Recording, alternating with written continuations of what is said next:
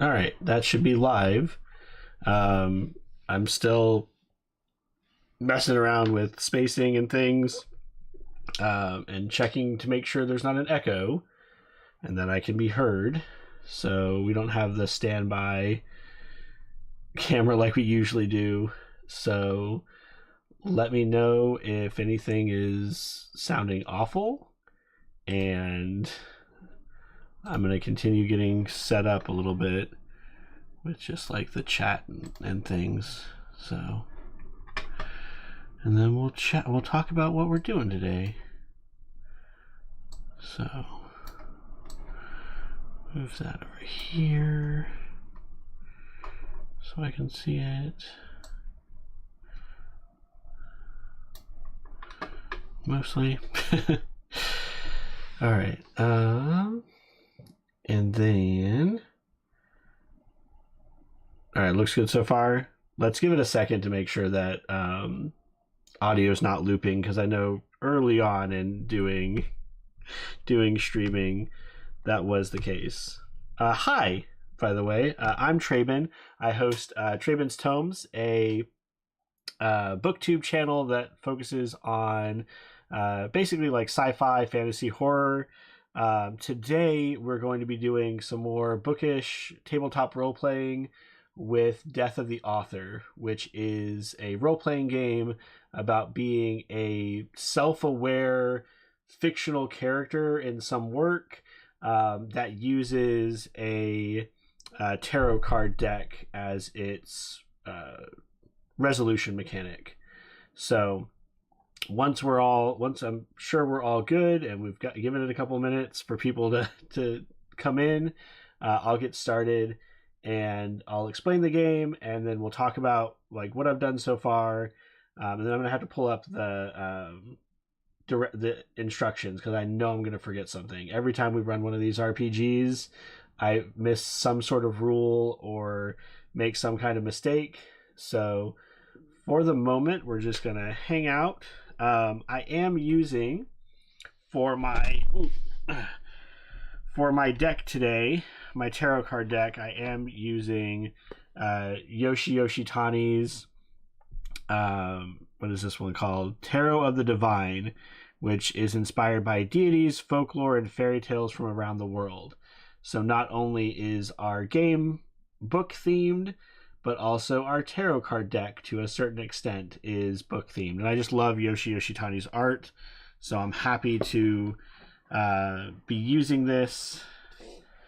We also have the guidebook for the major arcana specifically. We'll get into the rules, but for the major arcana, you are supposed to use at least a little bit of information from the actual like tarot card ideas in order to inform what happens with those events. So, alrighty. So it doesn't seem like anything's going horribly wrong. We will go ahead then and I'll do an overview of the game and then talk about what I've done so far, so we can go ahead and get started. So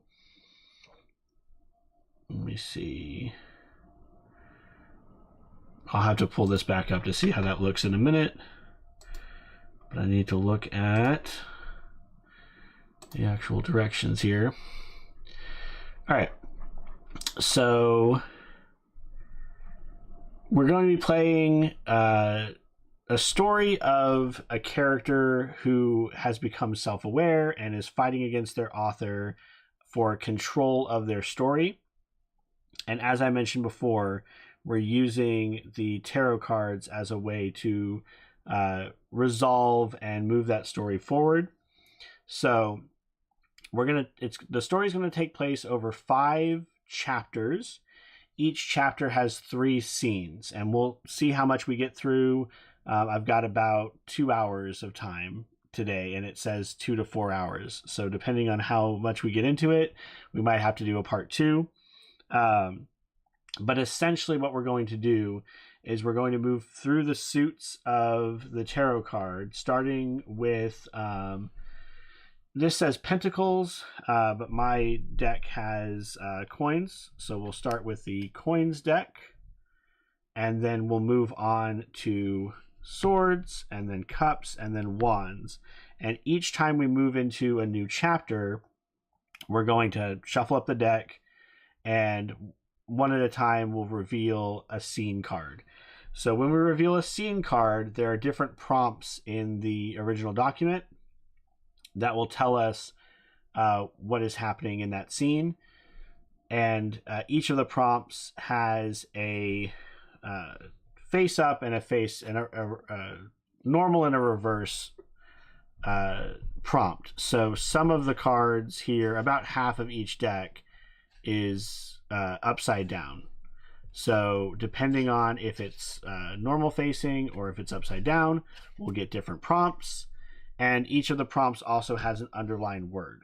So in each one of the chapters, so the chapters are each suit, in each one of the chapters, we have the opportunity to either defy the story, or we can reverse the story.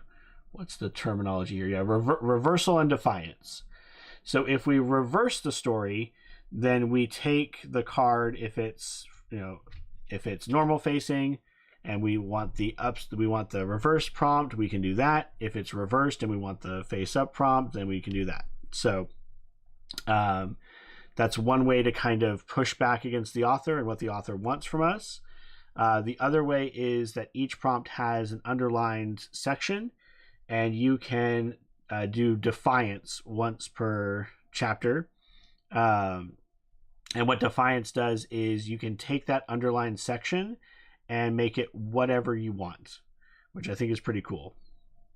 Every time we do this, though, we are getting the attention of the author, and if that happens, we have to pull a card from the major arcana deck. So this is the things like the Hanged Man, the Fool, Death, the Tower, all the cards that aren't one of the suit cards.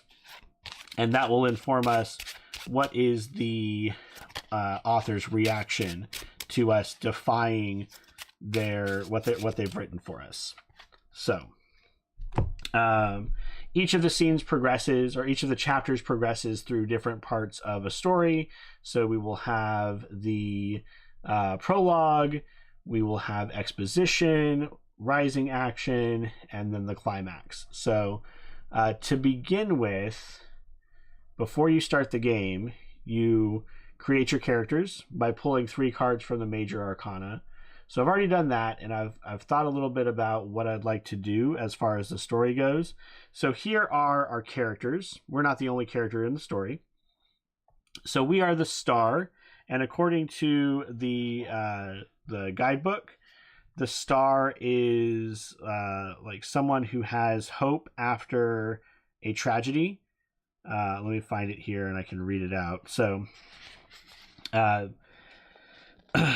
star is a symbol of hope after a disaster, the need to remain positive after misfortune, to remember that things can get better again. It is staying calm and open to future possibilities, seeing your situation with open eyes, mind, and heart. So this card represents our character. And I have decided that we're in kind of a high school detective story. So we are a young detective who has lost our father, who was also a detective.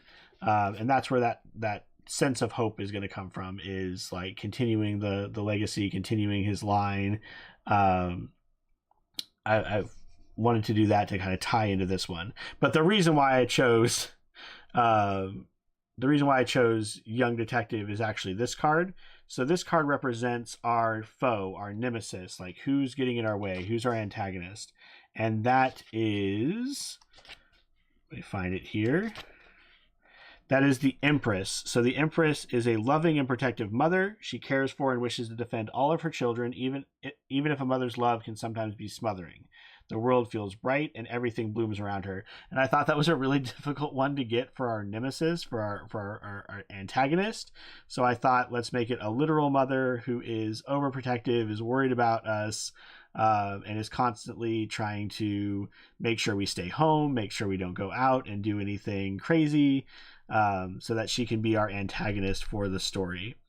And then the middle card here, the High Priest, is our ally, our friend. And the High Priest, this is Shahrazad, by the way, for the art here. Really like Arabian Nights. So, the High Priestess is a keeper of vast knowledge with a story for every situation. Shahrazad asks the listener to focus on what their subconscious tells them, encouraging them to form their own conclusions. Her power is vast yet subtle. Her answers are always mysterious. And so this is going to be kind of our bookish friend who always seems to have some sort of answer, and has a bunch of knowledge that they are imparting on us, or they're helping us solve cases. So I thought that would be a fun kind of setup for what is our story at the start. And then, of course, our character is going to become aware that they are trapped within a story.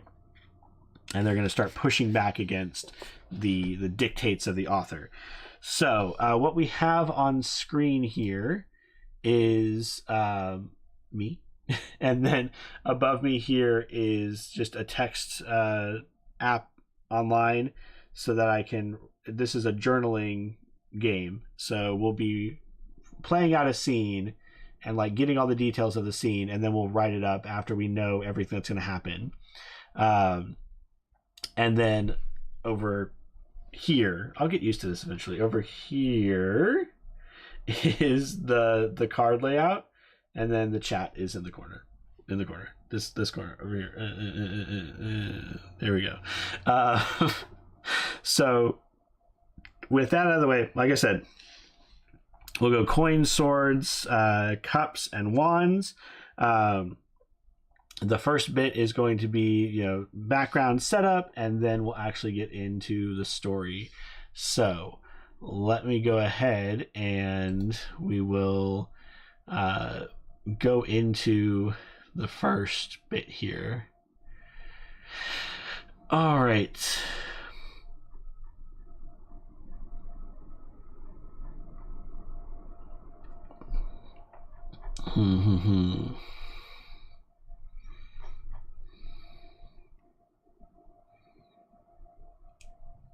Okay, so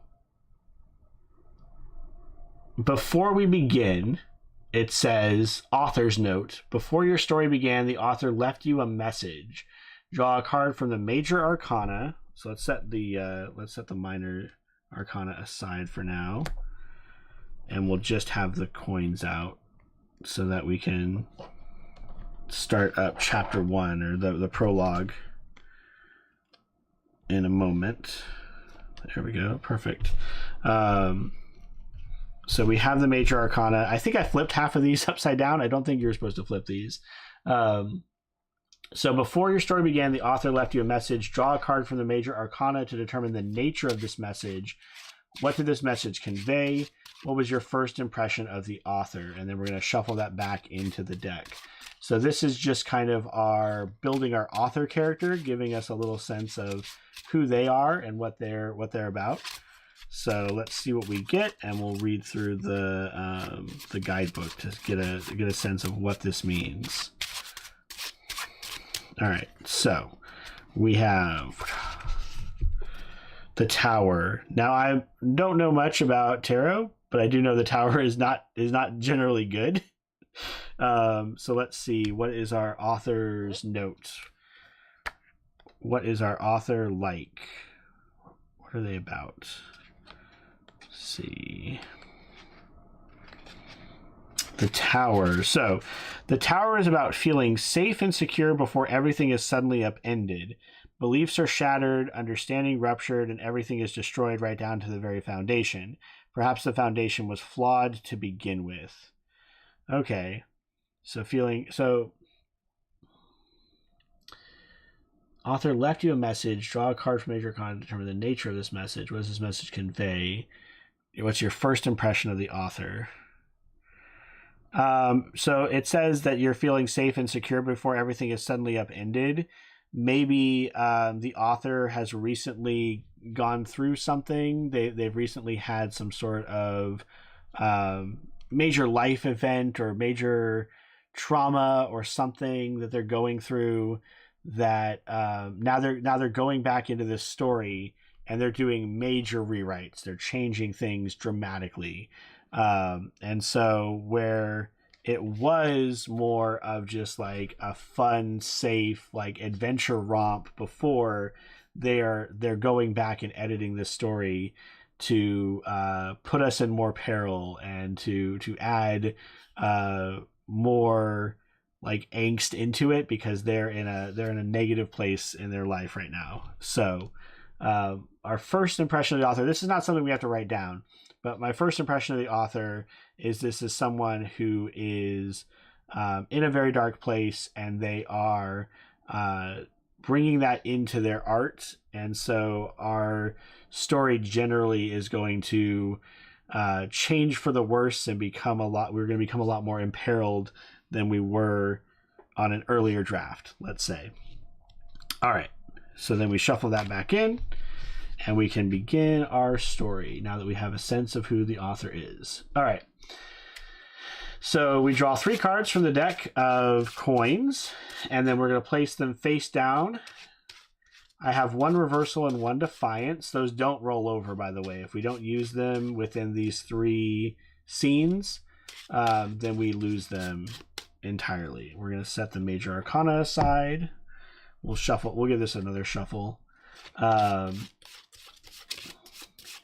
After 3 scenes, the author leaves you a message. Draw a major arcana to determine the nature of the message. What does this message convey? What part of themselves does the author show you? All right. So here are 3 cards. 1, 2, 3. Okay, that's going to be our chapter 1. So this is the prologue.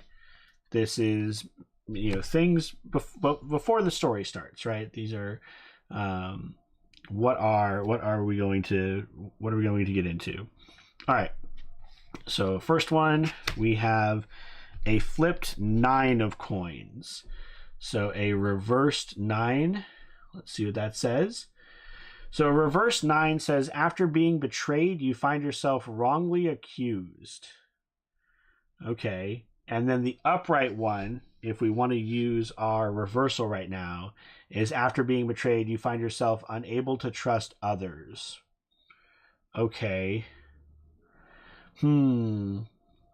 Wrongfully accused versus unable to trust others. I kind of like unable to trust others a little bit better. It would go into our, hey Scorpio.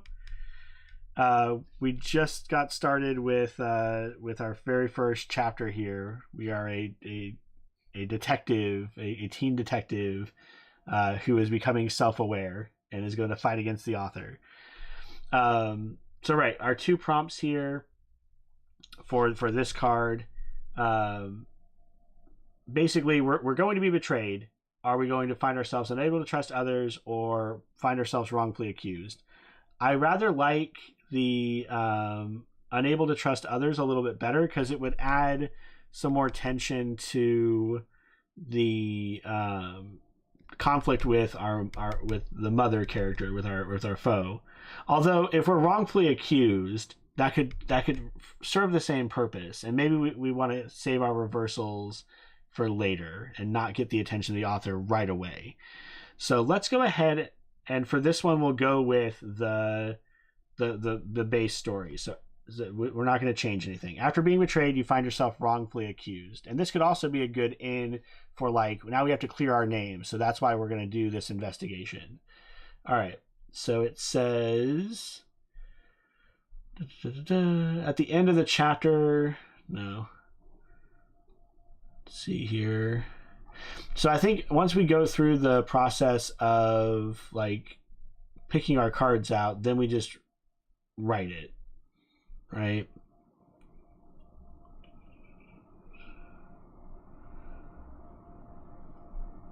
Just want to make sure that I'm doing things correctly.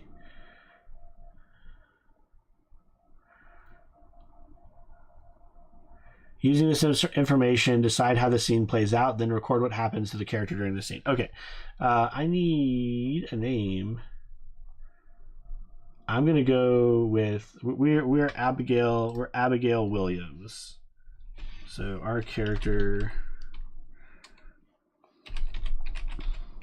is Abigail Williams. And we'll get our friend and our foe a name when they come up. I'm going to say antagonist. It is our mom. We know that. All right, so am I going to write this as a journal or as an author? So I'll do first person. So I find myself accused of a crime I did not commit. My mother has to pull some strings with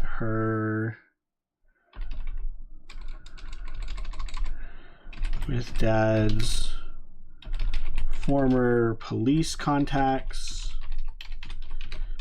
to avoid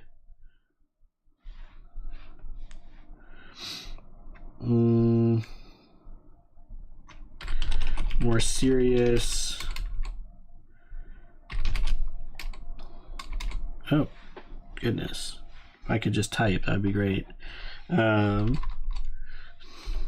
More serious consequences.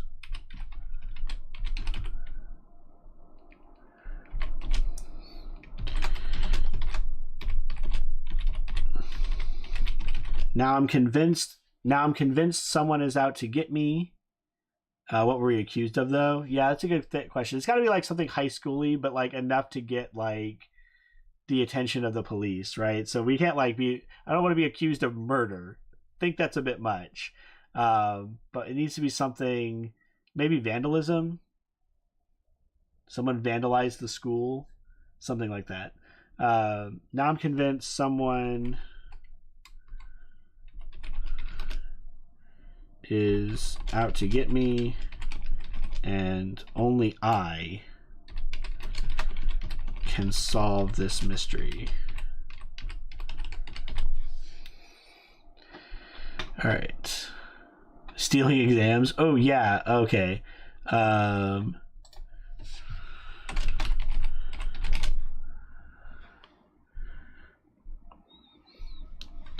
Someone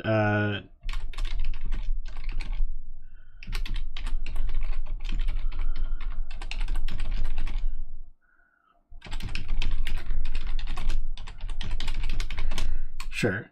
All right. Oh my goodness. Oh no. Exit full screen.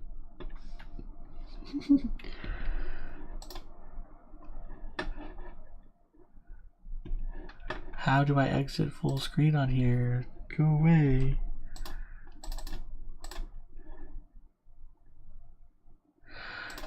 Okay, there we go. All right. I find myself accused of a crime I did not commit. Someone hacked the school computers and was changing grades. My mother had to pull some strings with dad's former police contacts to avoid more serious consequences. Now I'm convinced someone is out to get me, and only I can solve this mystery. So, yeah, there's someone there's someone manipulating grades at the school. So I'm trying to figure out what is going on. Okay. I think that's a pretty good start. We have a hook into not only are we bringing up the background characters, so like we know that mom is still mad, right? I am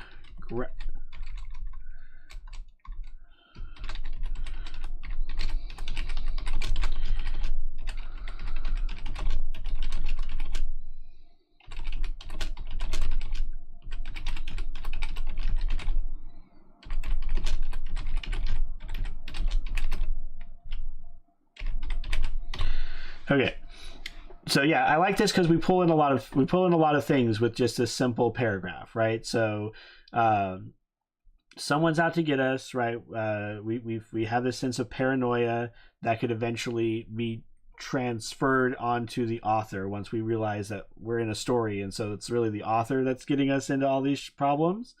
We have the mom being protective, like good intentions, but she's going to be the one who's like stymieing our progress. We bring up the dad being a former detective, or the dad being a detective having passed on, and how the mom is using that as a way to help us somewhat. But yeah, we also, now we're grounded for the rest of the semester. Mom takes away the phone. Can't be on the phone because that's what we were accused of. Maybe we are like kind of tech savvy.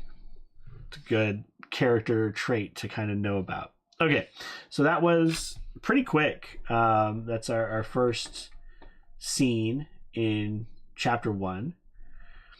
All right. So then we still have both of our abilities. We haven't caught the attention of the author yet. We're still doing what he expects of us.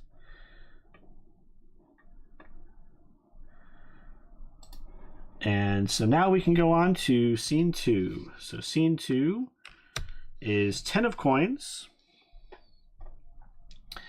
And that's upright. So that's going to be someone takes advantage of your naivety.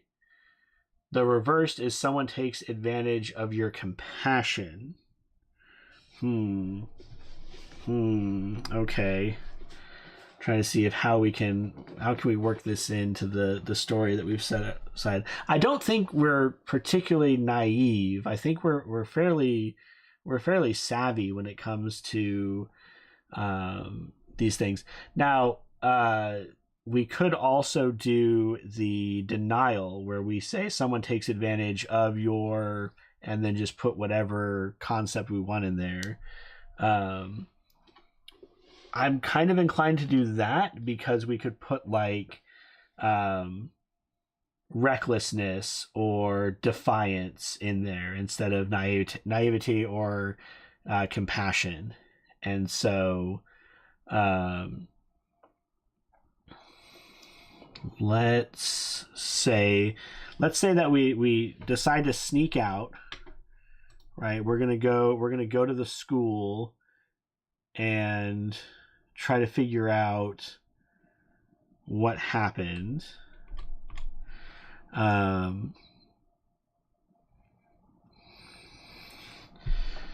We need a name for our friend. We're going to contact our friend. We're going to get together, and we're going to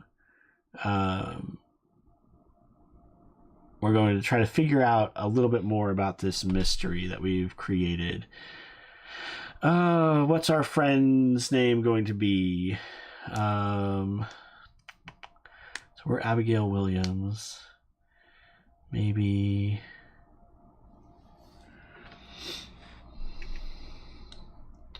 I just need to pull up a name generator.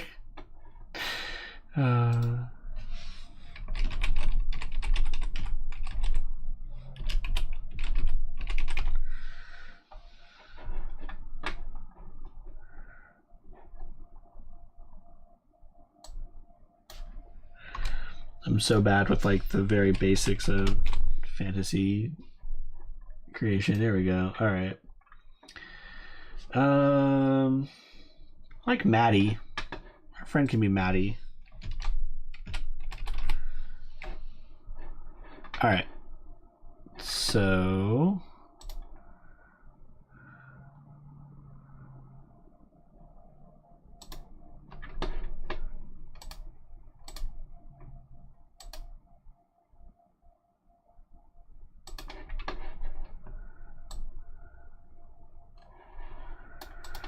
okay, now where did my thing go?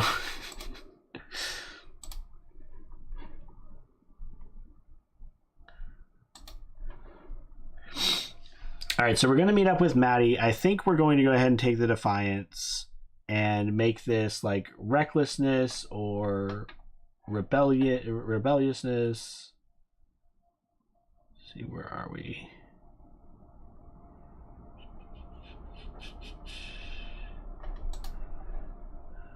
And I cannot, for the life of me, find my thing now. There we go. Okay. All right. So we've got to get the major arcana first, because anytime we defy the author or we do the reversal, it gets the attention of the author. So we are going to not say we're naive or compassionate. We're going to say that someone's taking advantage of our recklessness as we attempt to like sneak out of the house. And so we'll draw a major arcana card and see what is the author's reaction, so that we can then talk about what happens in this scene. So yeah, when we pull these cards, this is drawing a card from the deck to see how the author responds to the character's transgression. Although the character changed the story, the author still holds the pen. They can write the scene however they wish, so long as it follows the character's edits. Does the author indulge the character or use their own words against them? Okay, so how are they going to be? They were expecting us to be naive or compassionate, and we're saying no. We are defiant and rebellious. How are they going to react? Make sure you drew the tower again. All right, so I know we've literally just read this, but I'm going to reread it for myself so that I can remember. So, feeling safe and secure before everything suddenly upended. Beliefs are shattered. Da, da, da, da. Okay. Perhaps the foundation was flawed to begin with. All right. So maybe the consequences of our actions don't come back to us yet, but they will come up later. We're feeling safe. We're feeling like we got away with it. But later on, this is going to come up and be something that impacts us. So,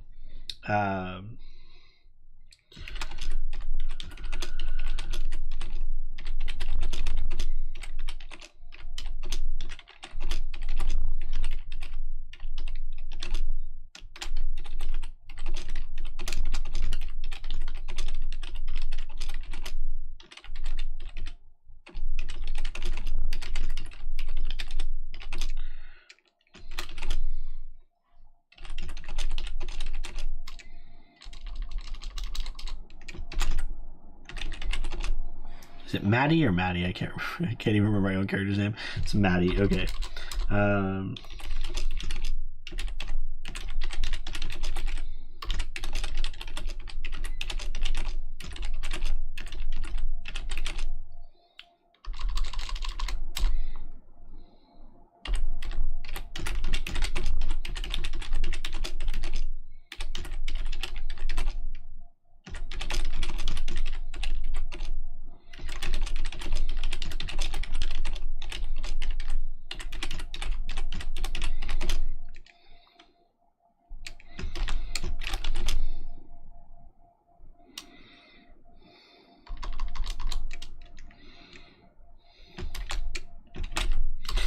All right. I sneak out at night to meet up with my neighbor Maddie, who I signal through the window with a flashlight. Maddie is convinced that there must be some physical evidence of tampering at the school, and we head there to investigate. We are.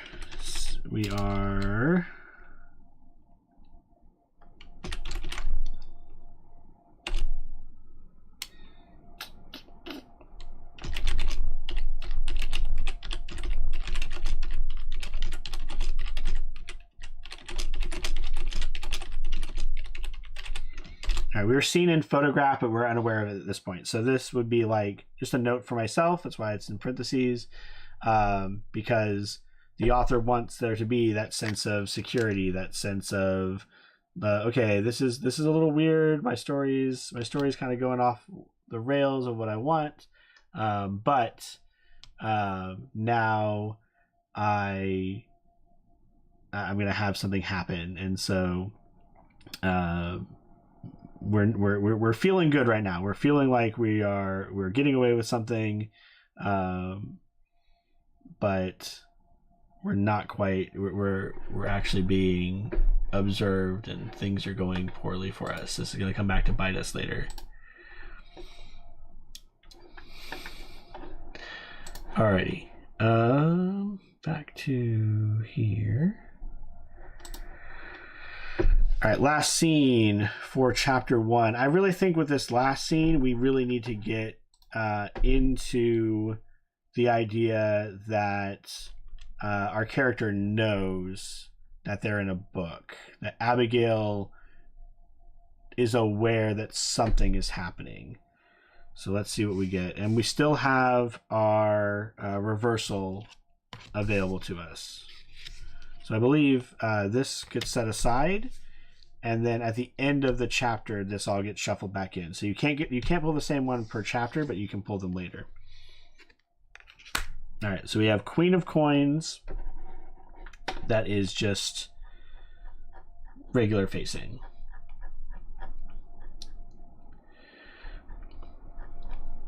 All right, the Queen. Your friend sends a chill down your spine. Your foe sends a chill down your spine. Okay.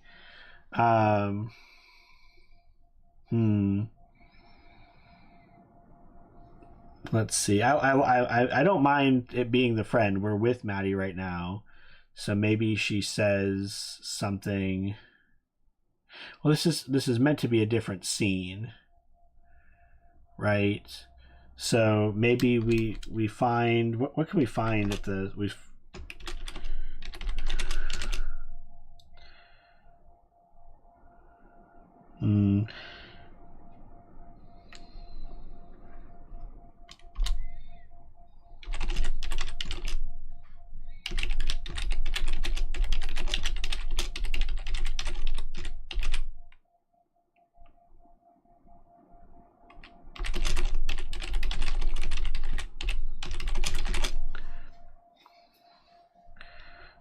we find an area cordoned off with police tape, a broken window, and a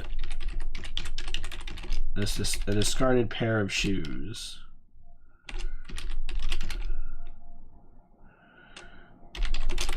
In the woods behind the school. I don't need to know what these clues are. I can just throw out whatever, right? So, yeah.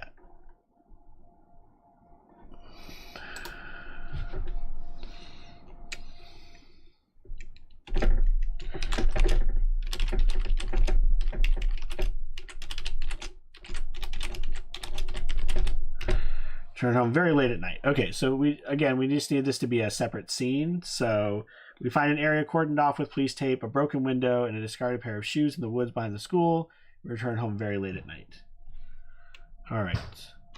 So new scene where our friend is going to send a chill down our spine. So I think here, again, we want to have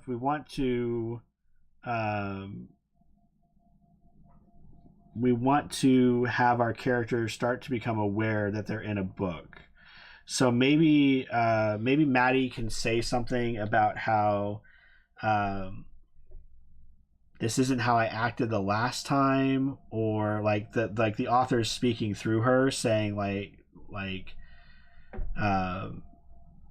you're acting different. Like this is not what I expect of you. This is not because it says your friend sends a chill down your spine, so it could be something they said. So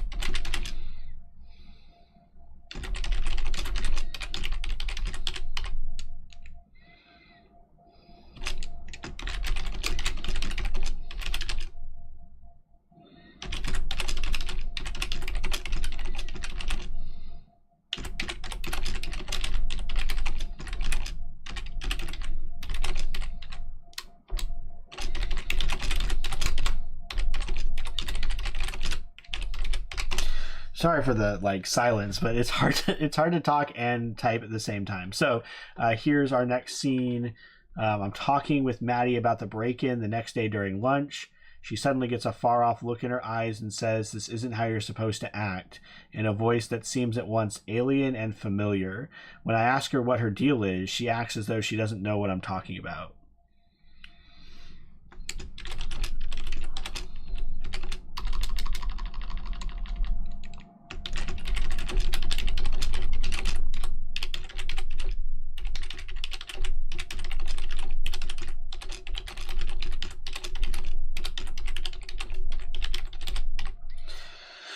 Aside from this strange occurrence, the rest of the day is fairly normal. So just, other than that one weird moment that Maddie was acting super strange, we had a fairly normal day. Yeah. Alrighty. All right, and that's going to be the end of the prologue. So we are going to move on from coins to swords. But before we do that, at the end of each chapter, I believe there is a message from the author, in much the same way that we had that author's note at the beginning. So let me double check here. So at the end of the chapter, shuffle all the major arcana cards back in the deck.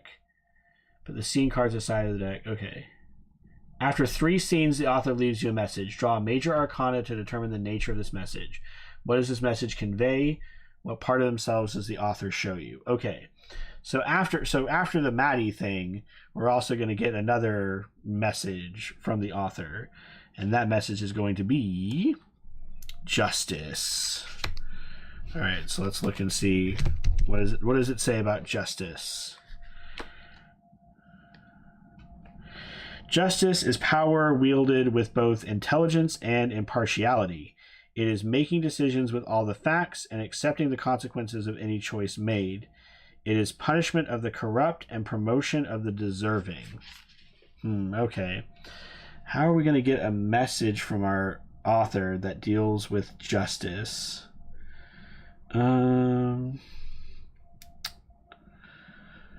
So if it's upright, it's harmony, balance, equality, virtue, and honor. Let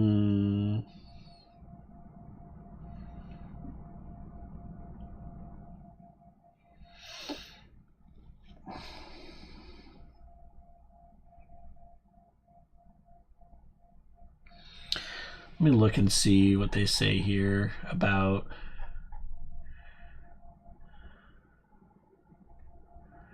Okay, so the reverse on these does matter. All right, so here it says strength reversed, which is self-doubt. The author's been rattled by Rio's narrative changes and is beginning to worry about maintaining control of the story. And then how do they do that? How do they convey that message to you?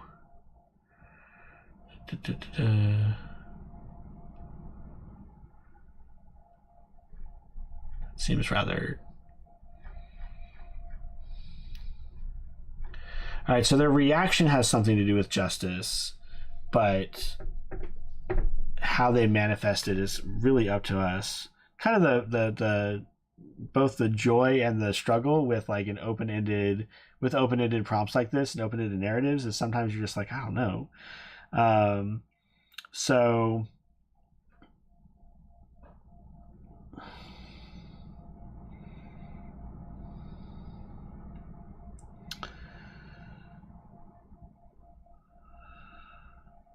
So maybe at this point,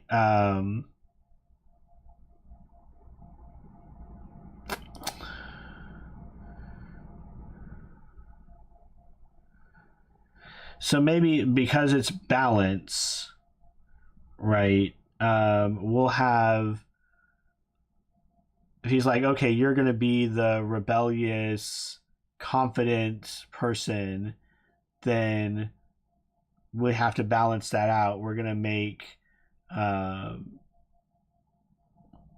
we're going to make your friend, we're going to make Maddie the like hesitant,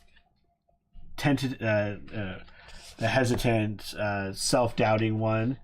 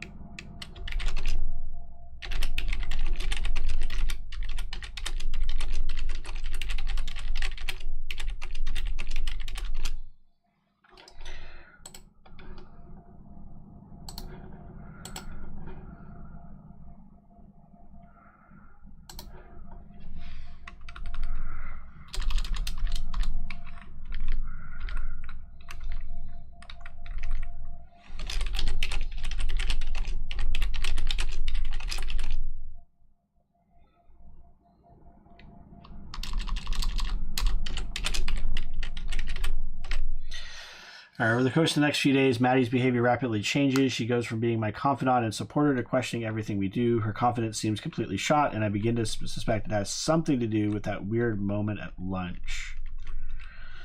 So we're not quite there, but we're starting to suspect that there's something wrong, that something's going on. All right, and with that, I believe we're going to shuffle these back in. And we're going to, I'm going to flip some of these.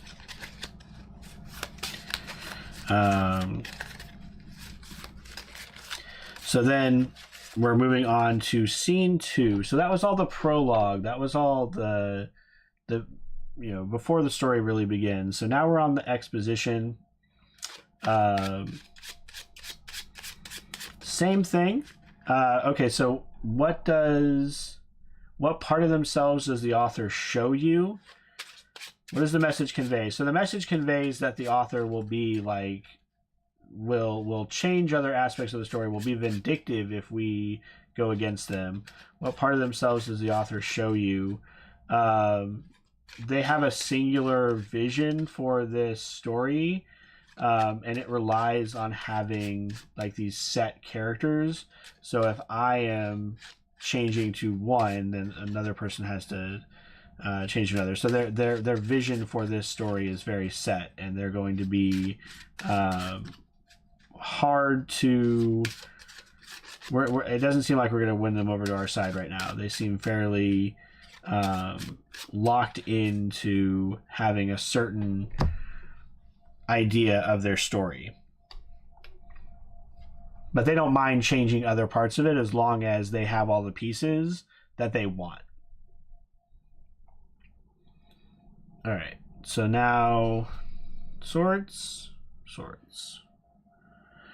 And we'll get into the exposition.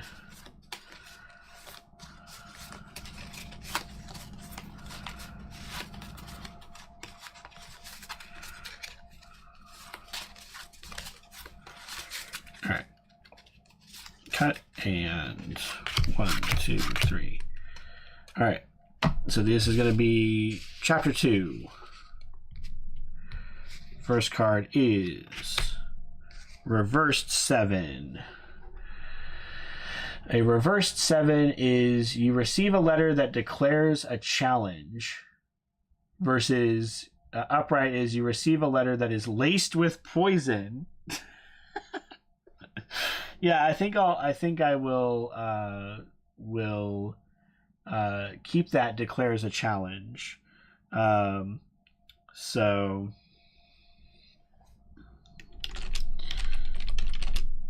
we're not changing this. We're not getting the author's attention with this one. A letter arrives.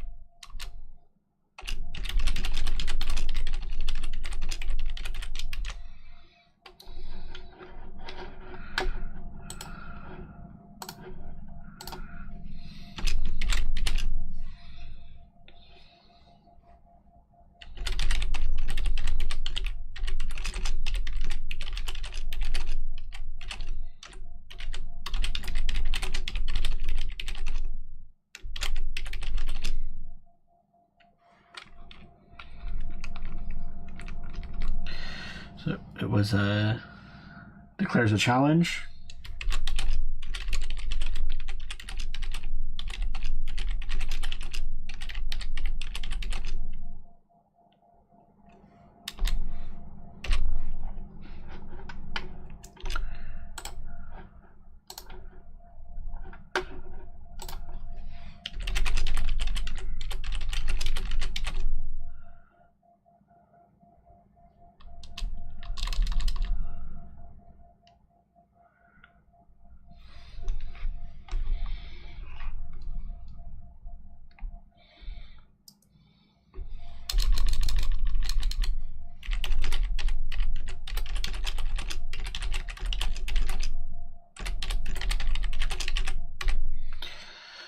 All right, a letter arrives. It must have been written by some hack because it's one of those where they have cut out pieces of a magazine to write it. Who does that in real life? It challenges me to find the culprit. It also contains a picture of me sneaking out with Maddie and insinuates the sender is stalking me. So we've circled back on that. Someone has seen. I thought I was getting away with it, but I really didn't. So now I'm feeling. Targeted, singled out, the sense that someone's watching me, which we can use for more fodder for like getting suspicious of this world. All right, one more, and I think we'll get more into like. We're trying to get into. We are aware that we're in a book. We're aware we're in a story. I feel like we haven't quite gotten there yet, but we're picking up on weird things happening. All right, reversed ace.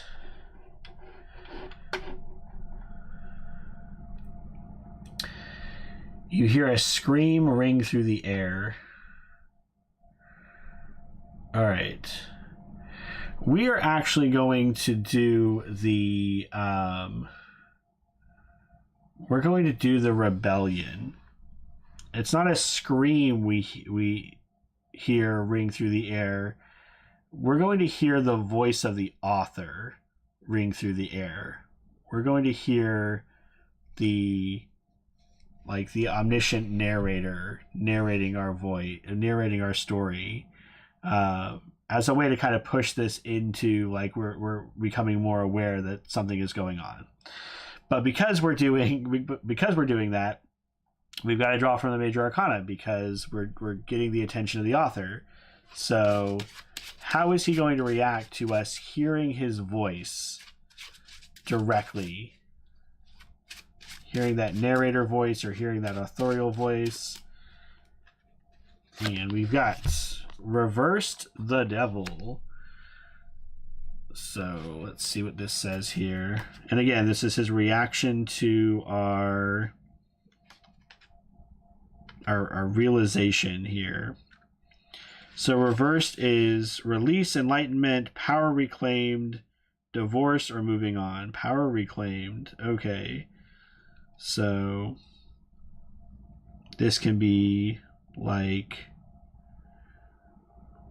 this is like his moment of realizing that we are, it's not just like he's tired and like things have changed a little bit, that he is aware now, like we've become aware of each other. We've reached the point where we're it's clear what's happening in this story within a story. So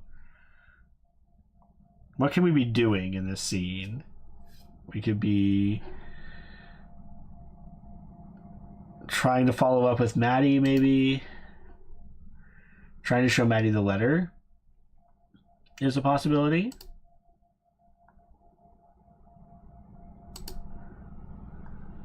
And we could go from there.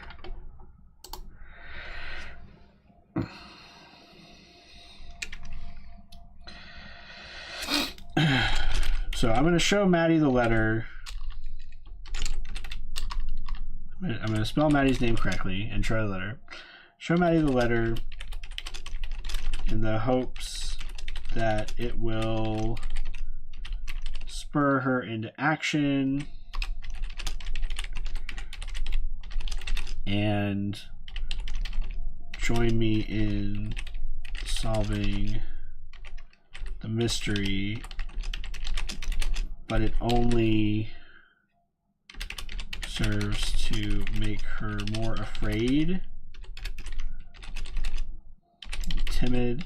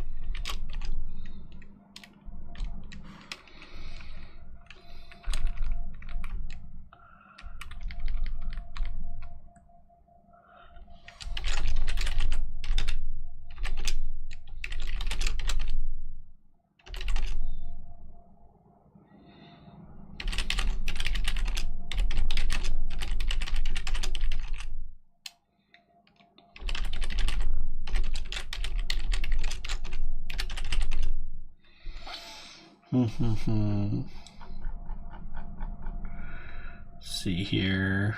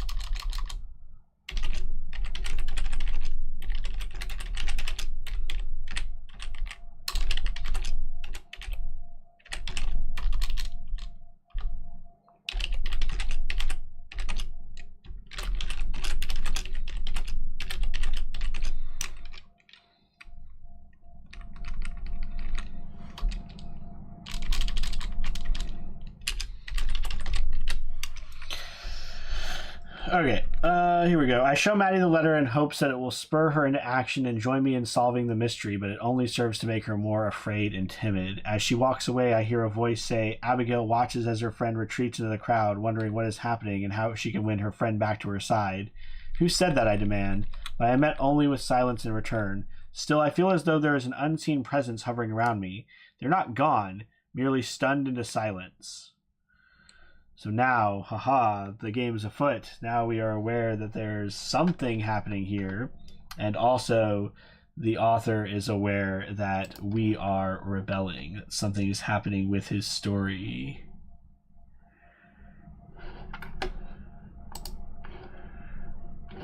All right. All right, well, we'll finish out this scene. We got one more. We'll finish out this chapter. We got one more scene. And then I'm going to take a short break and we'll come back for scenes 3 and 4. All right. So what do we got for our last scene for chapter 2? Two of Swords. Excuse me. All right. 2 of Swords. Upright. Now we can no longer do Defiance. We can still flip it around, but we'll see what we get. So 2 of Swords, upright. You see a loved one's face on a missing persons poster versus you see a loved one's face on a wanted poster. Okay.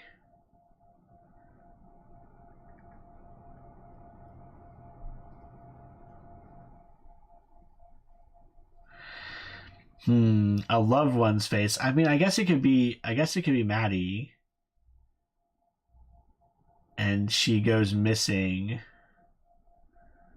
All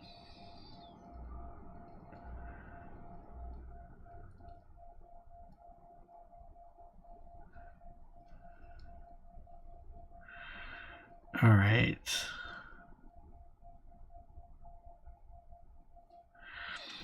So I haven't seen Maddie for days. I'm beginning to worry.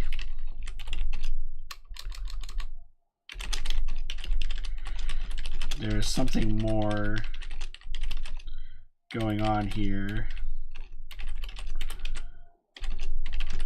than just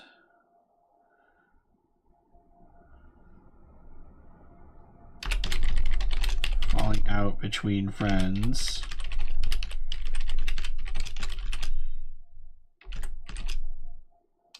She had completely changed.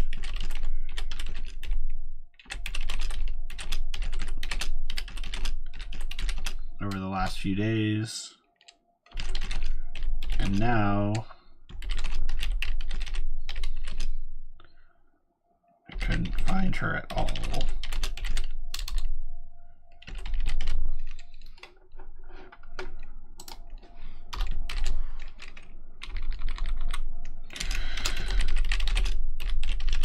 Walking home one day,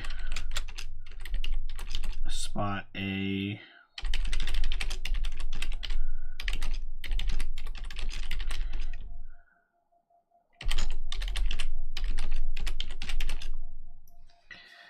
see a loved one's face on a missing person's poster. Okay.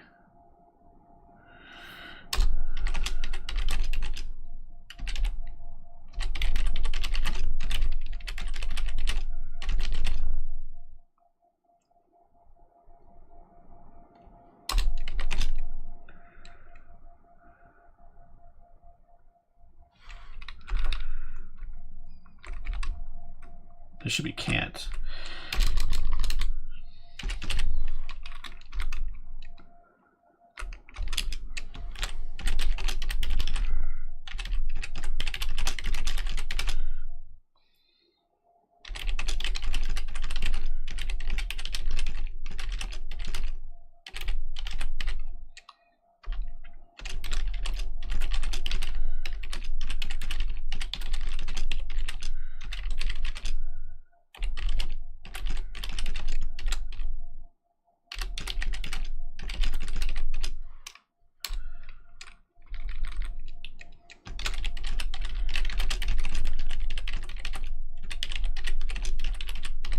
Okay, so I talked about how like the author at the beginning was making changes to make the story more like he's going through something. He's making the story more like danger filled and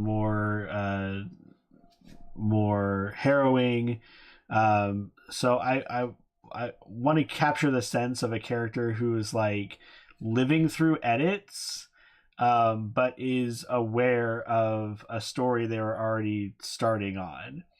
I haven't Maddie for days. I haven't seen Maddie for days.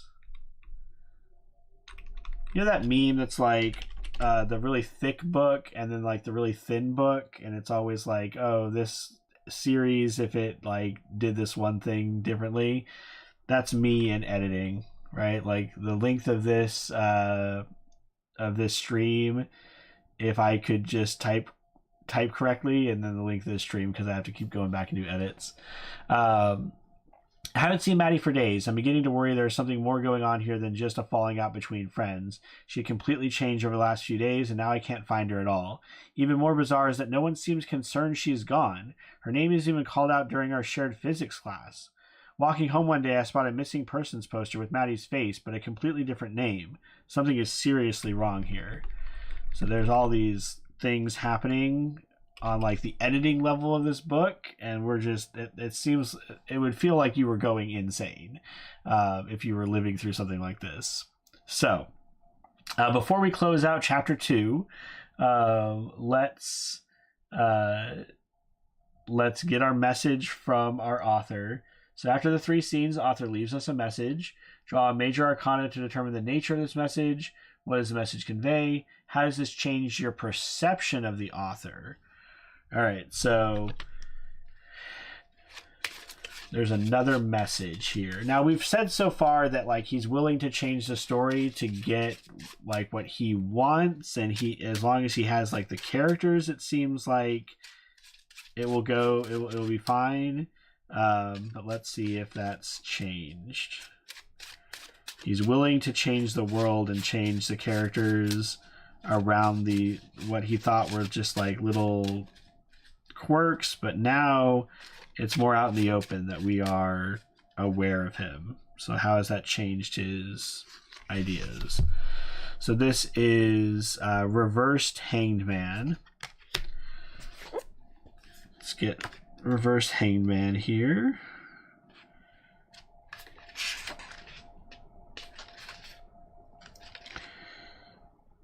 So that is all right. So reversed hangman is willfulness, useless sacrifice, rushing, thoughtlessness, and martyrdom. Useless sacrifice. Okay. I'm kind of drawn to that idea. The hangman ceases forward momentum to avoid disaster and instead favors reflection. Sleeping Beauty is a symbol of stasis. Option of sleep or death, she chooses to wait for more favorable conditions. All right. Ceases forward momentum to avoid disaster. All right. So at this point, the author is going to... He feels like he's losing control, and he's going to start completely rewriting the story and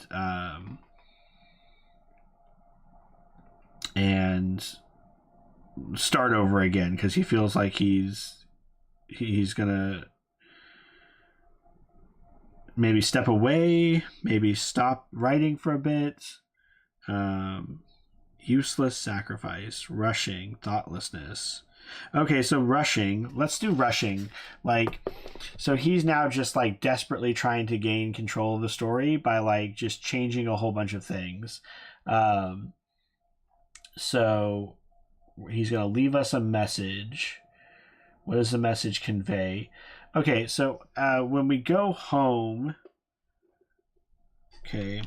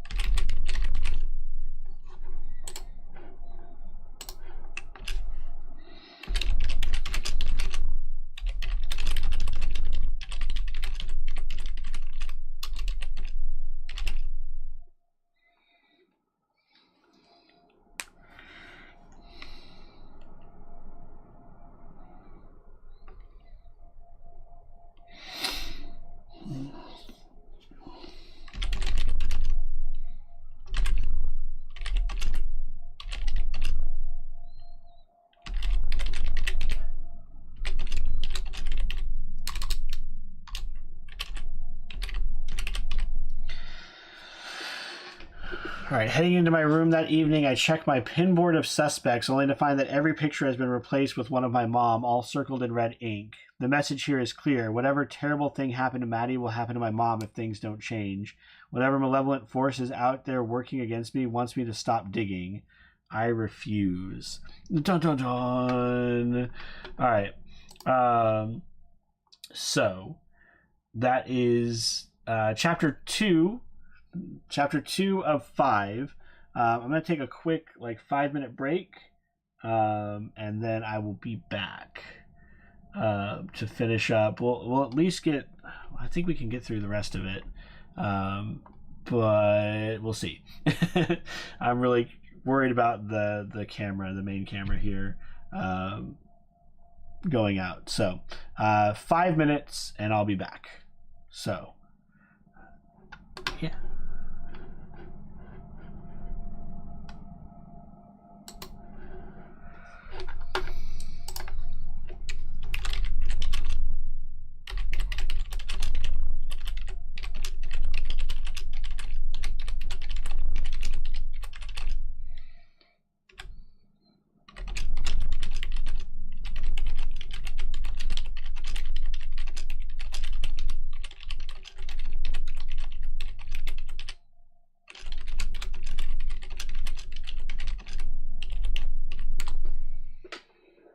All right. Be back in a few minutes.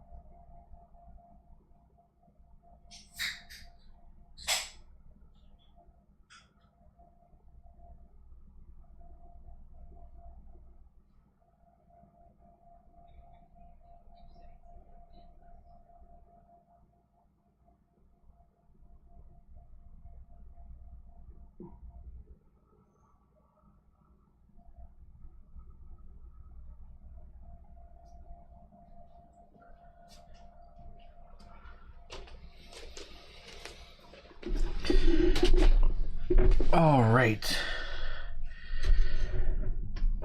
I feel like that was a pretty good chapter 2.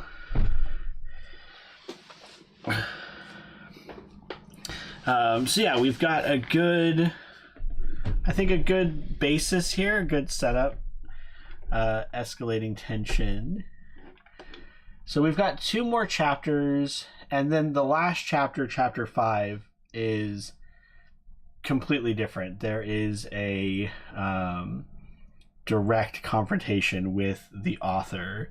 So one thing I find interesting about this is when I decided on mystery novel for the kind of story setup, I was like, oh, do I have to come up with a mystery then? Like, do I have to make like a thing they can solve? But what's interesting, at least so far in the way that this is played out, is that whatever's happening in the narrative, like whatever happening in the actual story, kind of is going to gradually fall into the background as it becomes the character versus the author. So that conflict is going to gradually take precedence and I think kind of subsume the actual mystery. So like Abigail's no longer worried about necessarily finding out who set her up at the beginning of the story, as she is trying to figure out what is happening to her life as it is falling down around her. So, yeah, two more of these regular rounds, these regular chapters, and then we will have the final scene, which I think is just a single prompt that you are able to do a final change to. So you have to keep one of them and you can change the other. So we'll see how we're feeling when we get to the end of the story. All right. So Abigail kind of went from being threatened in universe and in the book to being threatened by the author. And so stakes have been raised. We are on the rising action. So we'll try to get that focus more on the conflict between, this is more of a direct conflict between Maddie and the author at this point. So, all right, 3 for our story. We'll go ahead and start it off. I think I'm going to be a little less shy with using the reversals and things now that we kind of have it in the open, that they are in conflict with one another. So we've got the 10 of Cups. 10 of Cups. And 10 of Cups says, this is normal, so upright. 10 of Cups says, someone sees through your bravado. The reversed is someone sees through your lies. Okay.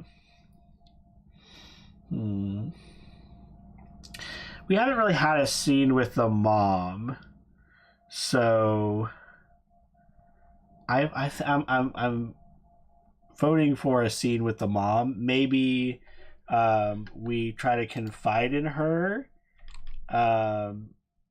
or we maybe she catches us as we're trying to do something and she's trying to like stop us, and I say we, Abigail kind of talks tough, but the mom can see that she's concerned about something. I rather like that. Kind of a harder scene to express, but you know, mom catches me as I attempt to sneak out late one night. I want there to be like a big fight, and then the, you know, this idea that Abigail is like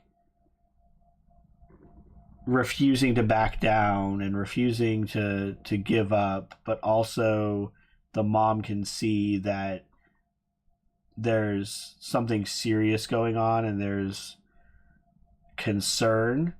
Like, she doesn't want to stop figuring out what is going on because that's in her nature, but also like her mom's being threatened, and even though they butt heads, they still they have a decent relationship. Just hard to express that, all of that, within a couple of lines, and I don't want to take like 4 paragraphs just on this one scene. So we have a big fight where I scream at her that she can't control me,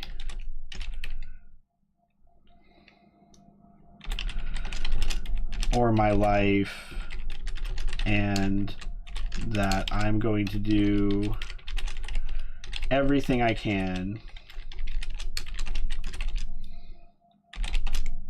to figure out what is going on.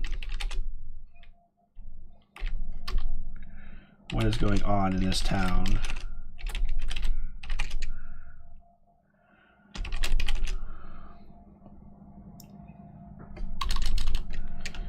Suddenly, my mom's usual tough exterior is breached. She reaches out to me. She reaches out to hold me and says she knows that I'm really worried about something. I can't bring myself to tell her that I'm worried for her safety.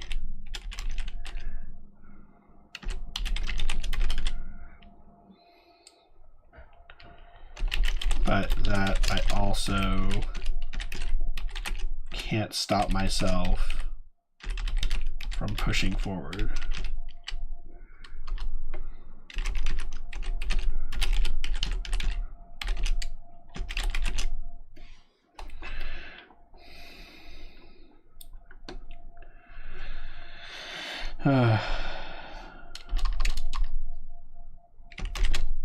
I'm being pulled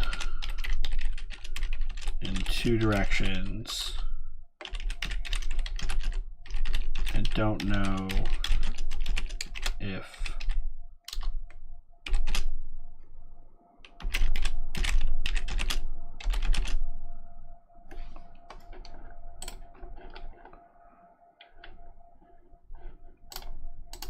can't, like, why is that not one of their things?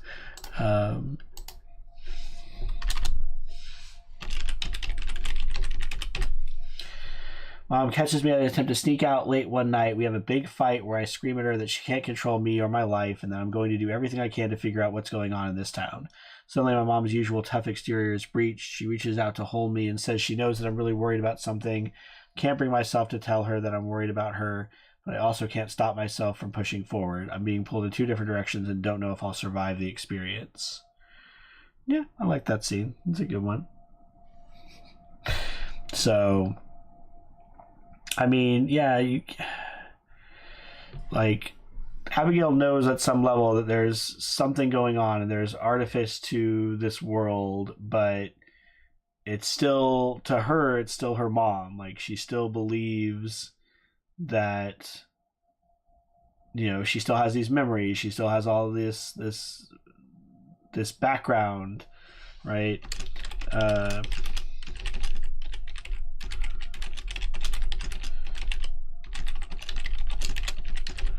There's an artifice to this world, but I can't disconnect from the life I remember. Yeah.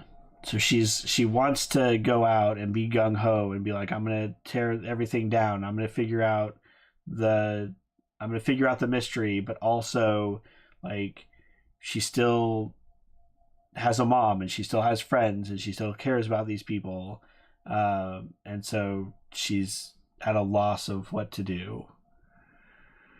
So we need to end this scene. I think she's gonna storm out, right? Storm out. She's gonna storm out, refusing. Unable. I like unable. Unable to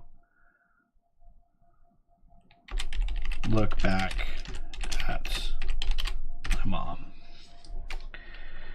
Storm out, unable to look back at my mom. Yeah, that's good. All right.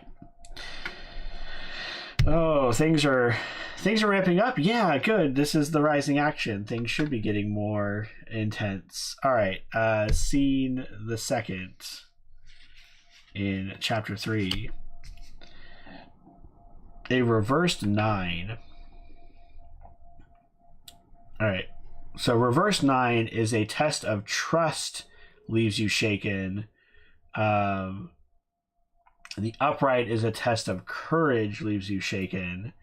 So we could make this about courage. I mean, the last one did kind of set up this idea of, like, does she have the strength to do what she needs to do?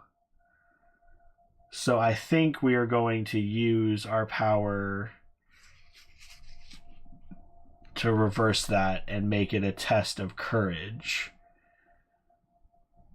So we're going to confront this entity. We're going to go and figure out what is going on in our lives. Like why is our life like this? And it's gonna leave us. It's gonna break us. It's going to do something really bad is going to happen. All right. How is the author reacting to this? Because remember, every time we mess things up, author gets involved. So we've got the reversed devil again. Did I shuffle this? I'm going to shuffle this. I can't remember if I did or not. If I pull the devil again, then I'll be like, okay, this is just meant to be. That's the other nice thing about solo RPGs. You can just do whatever you just be like, you know what? Nah. Got me. All right. So reversed the devil. So in that same fashion, what did we say with that one? Release, enlightenment, power reclaimed. Ooh, power reclaimed. Divorce and moving on. Okay. Yeah. So this is going to be the author's going to respond like very very drastically and very seriously. So this is a test of courage. All right.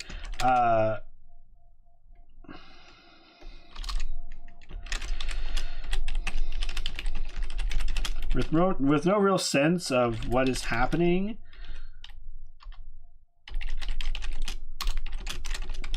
I head to Pike's Peak to scream my defiance to the heavens. I know something is out there listening. And I know someone is out there listening. And I want to send the message that I will not be controlled.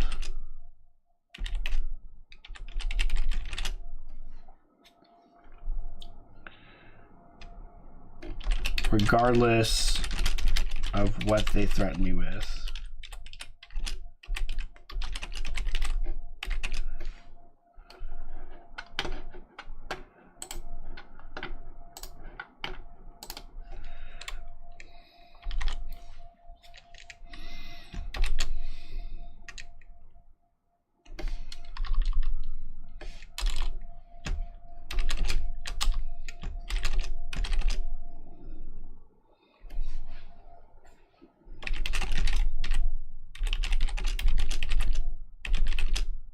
I'm in control of my own life.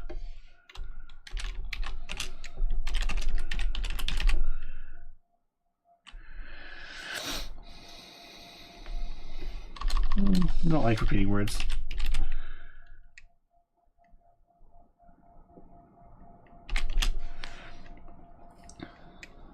I'm in control of my own life. I yell.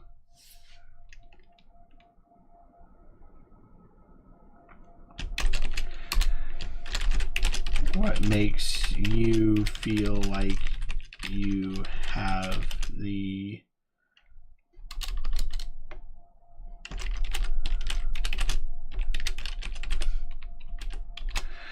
I'm in control of my own life. I yell. What makes you feel like you have authority over me? I mean, it's a teen, right? You're not the boss of me. Suddenly bring her dad back. That would be bizarre. I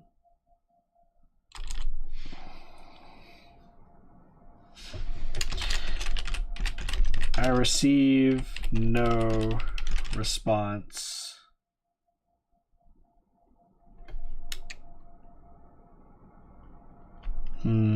I want to say like there's no response in the air. Okay. I am met with only silence, but I feel something shifting in the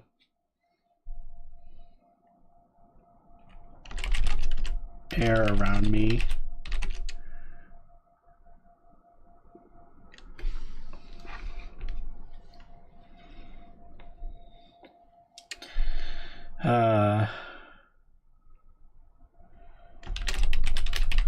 Something is slipping away.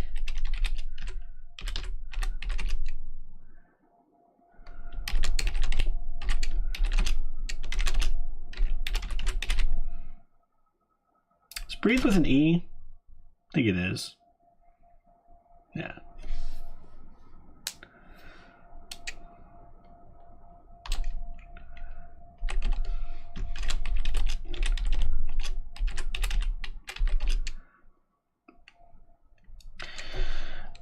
I met with only silence, but I feel something shifting in the air around me. Something is slipping away. No, I breathe, but it is too late.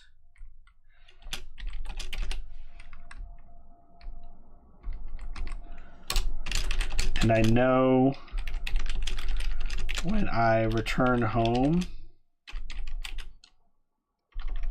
and I know when I return, it will be to an empty house.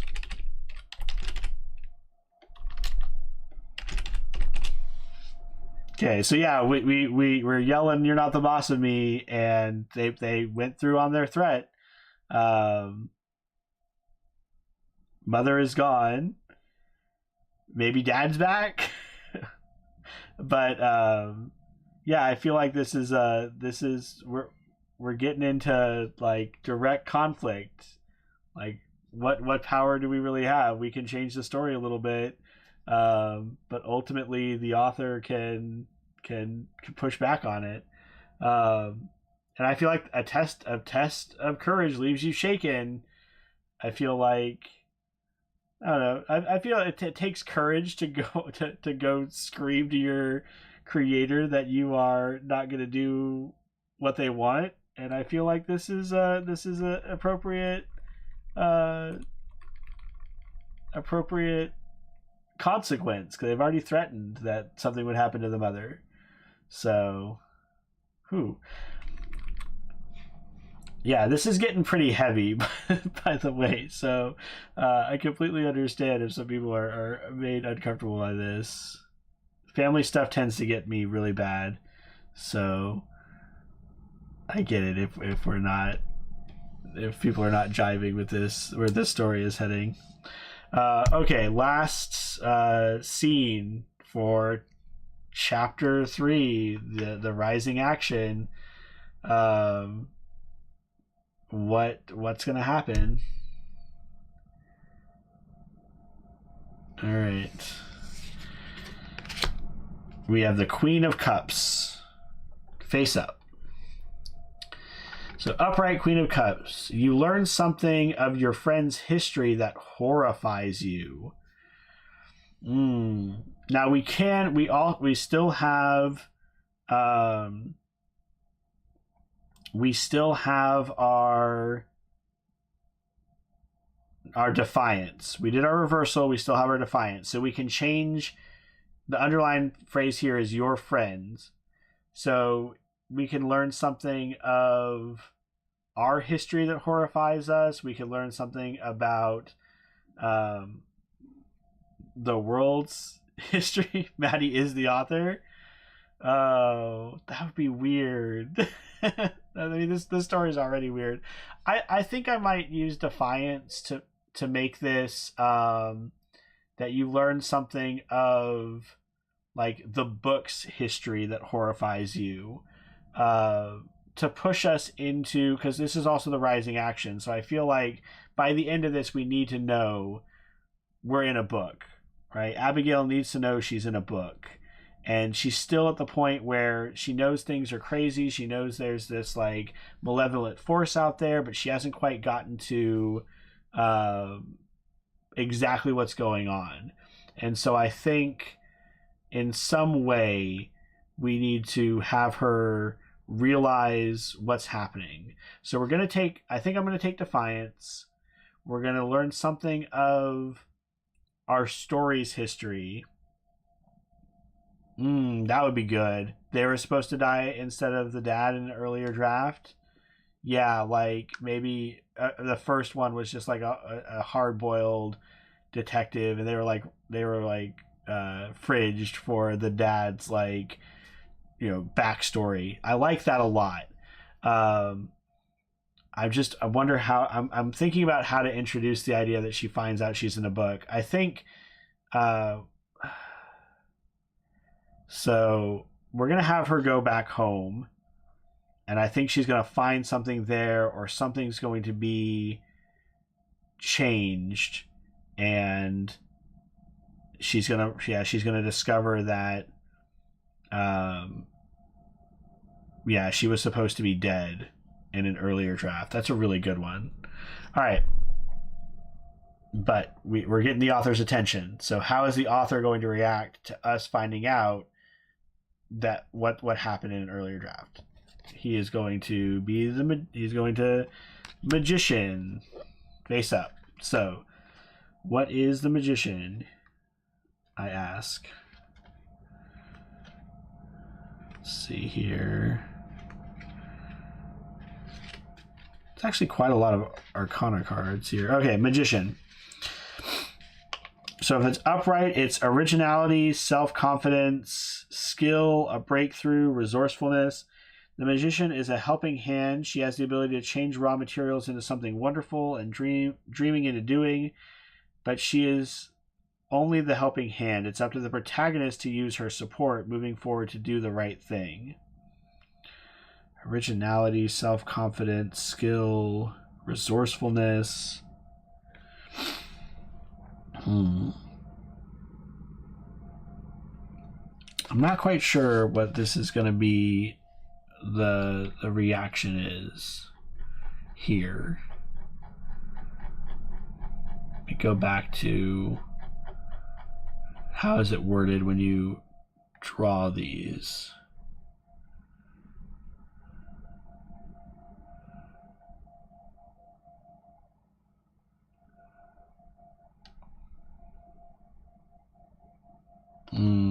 Okay. How does the author respond to the character's transgression?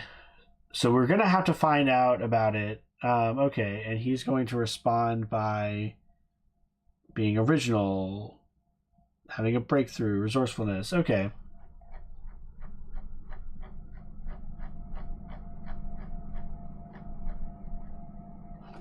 All right, I think the way that we're going to get this information is going to be just in a really bizarre way, I think, because like originality suggests that like he can't stop us from learning this, but maybe we can, maybe if he does it in a scary enough way that he can get this story back on track. Okay, so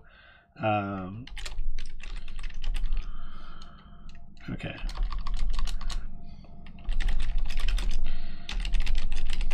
I open the door to my house.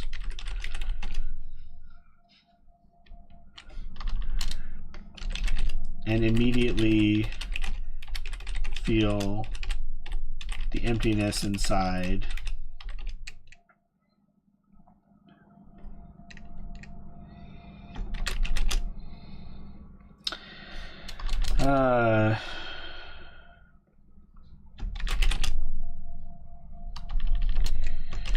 It is late and the house is full of deep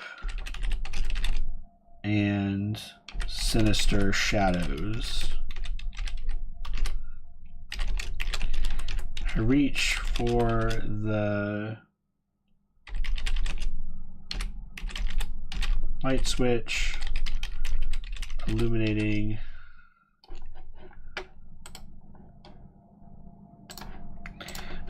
a scene that bewilders and terrifies me.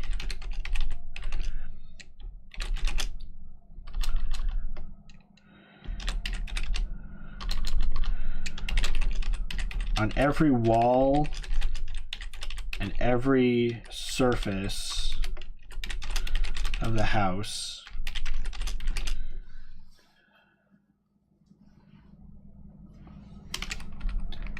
see, every surface, every wall, and every surface of the house is covered in pages.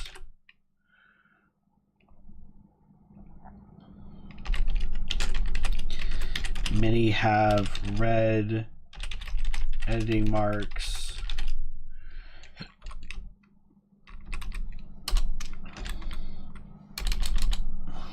Or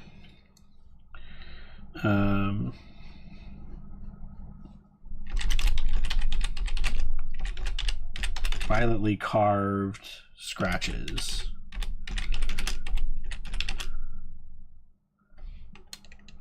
Over the text.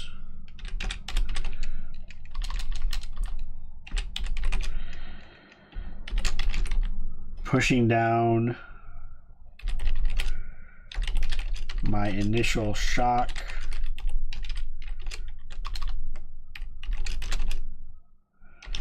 I begin to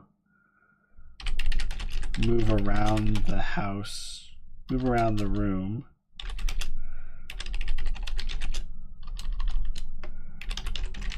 Reading the story, my story, only it's not the one I'm living now.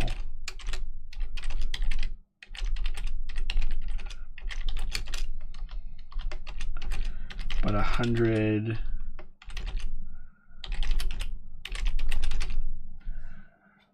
lifetimes,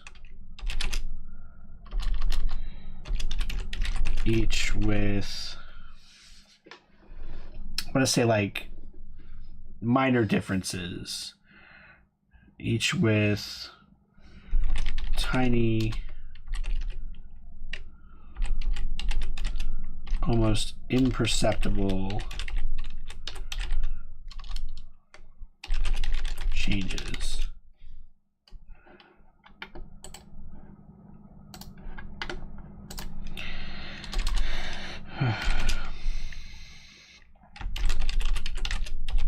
read of my father's passing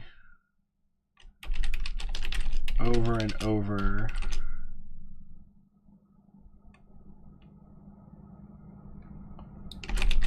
Detail here or there changed, but always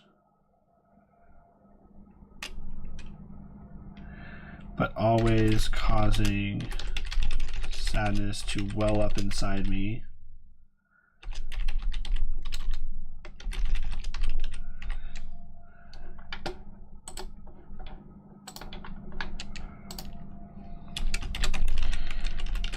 I retreat to my room,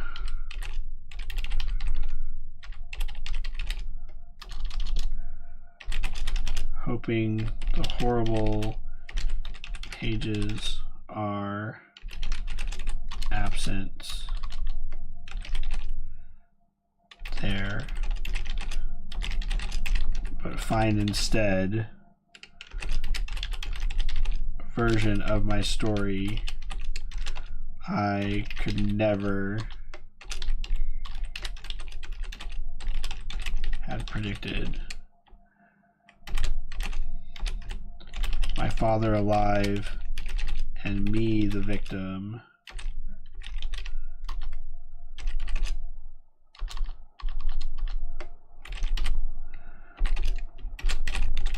My death serving to motivate him back into the life of a detective. All right, we'll read back over that and see if that's working out for me. Open the door to my house and immediately feel the emptiness inside. It's late and the house is full of deep and sinister shadows. I reach for a light switch, illuminating a scene that bewilders and terrifies me. Every wall and every surface of the house is covered in pages. Many have red editing marks or violently carved scratches over the text. Pushing down my initial shock, I begin to move around the room reading the story, my story, only it's not the one I'm living now, but 100 lifetimes, each with tiny, almost imperceptible changes. I read of my father's passing over and over.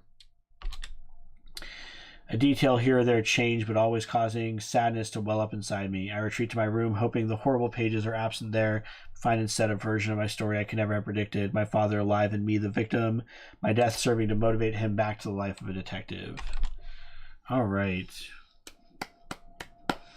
Good stuff. All right, that's it. And we're at the end of chapter 3, Rising Action. Only got one more of these normal chapters left, and then it's the final confrontation with the author. How are we going to feel when we get to that point? All right. Let's shuffle this up. Now we got to shuffle these back in as well. All right. Oh no. Oh, we gotta draw one more. Okay, I can at least get the double out of there. All right, we gotta draw one more because after 3 scenes, the author leaves you a message. Draw a major arcana, determine the nature of this message. What does the message convey? What does the author foreshadow about the end of your story? Well, hell, he just like made our life terrifying. So, the moon. All right. Face up, like regular facing.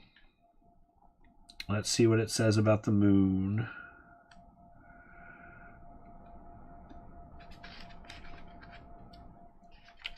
Let's see. The moon. Okay.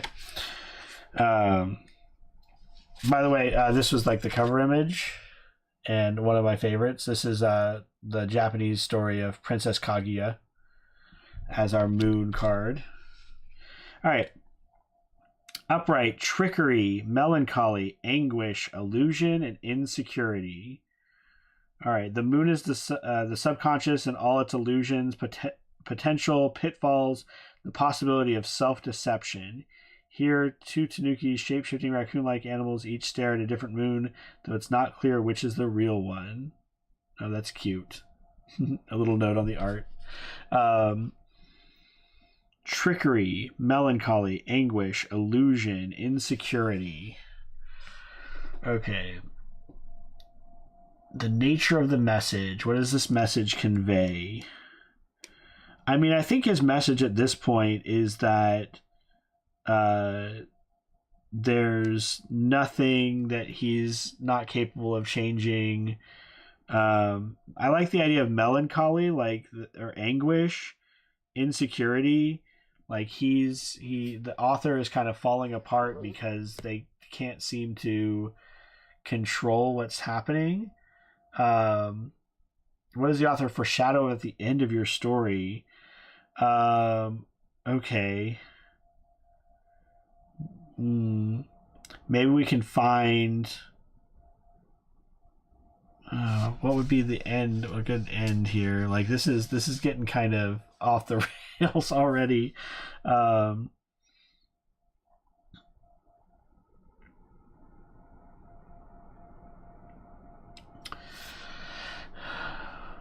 I feel like we've already kind of given a message. And I feel like the end of the story is going to be that,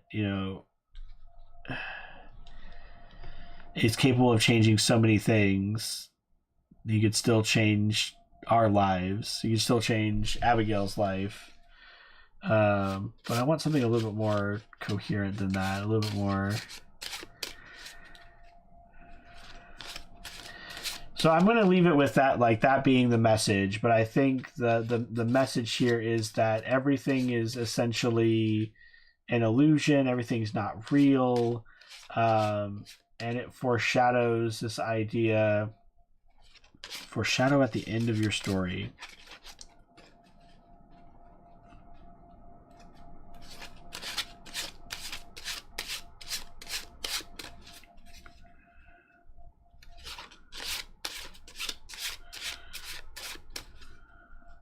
So I think it's going to foreshadow that the end of the story is very bleak, that the current like version of the story that he has worked out is going to be that like you solve the crime, but end up like sacrificing yourself to save someone in the climax of the story.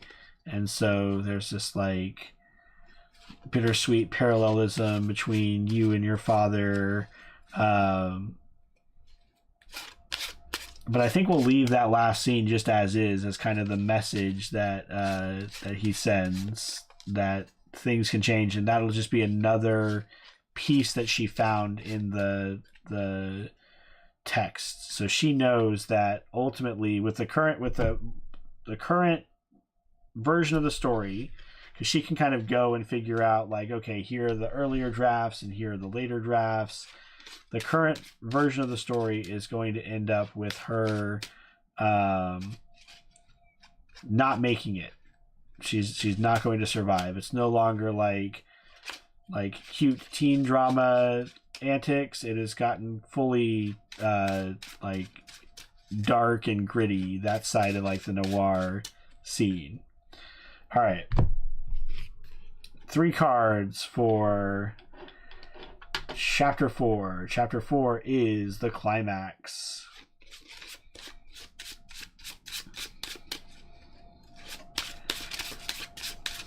All right. And I will say at this point, we are running on hopes and dreams.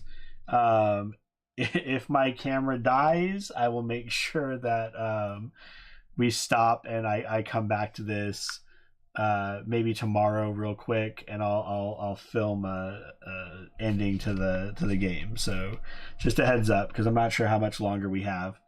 All right, let's do this. Climax. 5 of Wands. Upright. Failure makes you realize your allies are holding you back. Okay.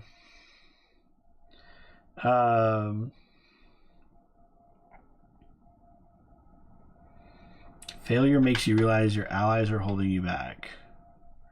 Failure makes you realize your ideals are holding you back. Man, I mean, what can we fail at this point? We've already gone really far.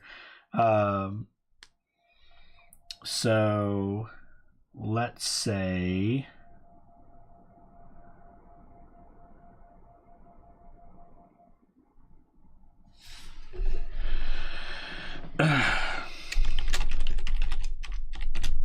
let's say she wakes up the next morning and everything is back to how it was. Everything is proceeding along how it should have been at the start.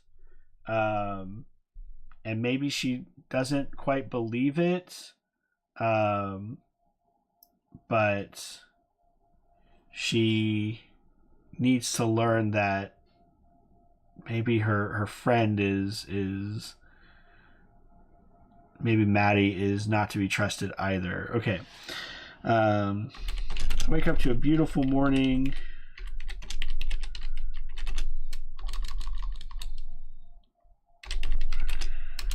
Wake up to a beautiful morning.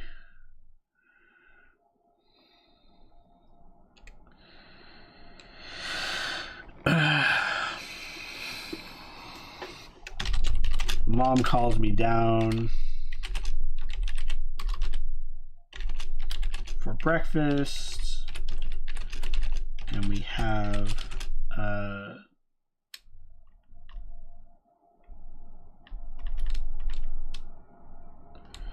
I'm calling down for breakfast.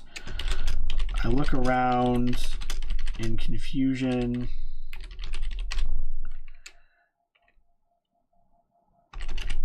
Certain that what I experienced last night was not a dream. Last night was not a dream.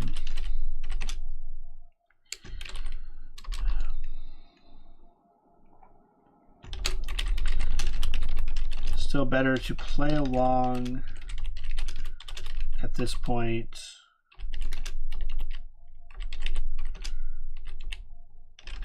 However,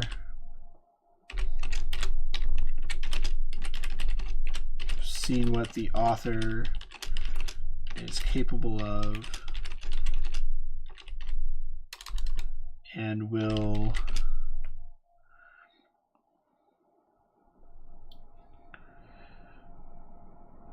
go along with it.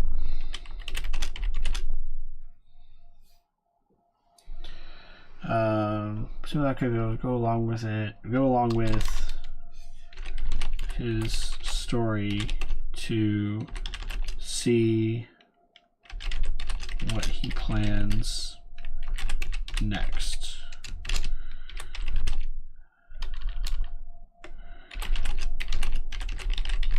Maddie is waiting for me downstairs.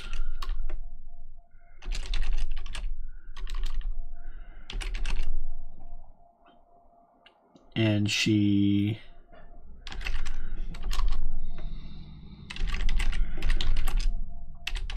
quickly brings up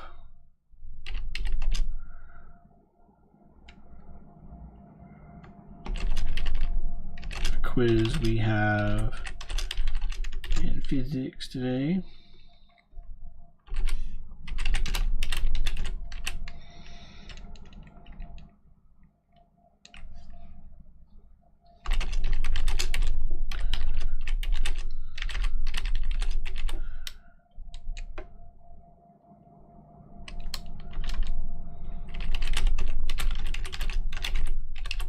I'm not buying into these distractions.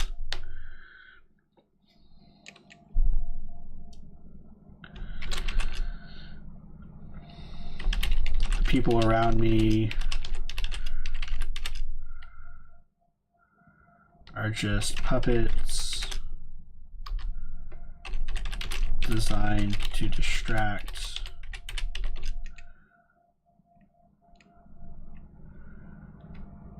It was the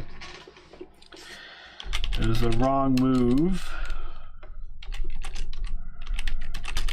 to confront the author directly.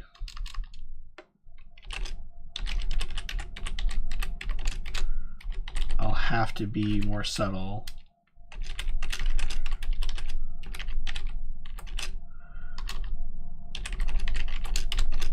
But I no longer trust those around me.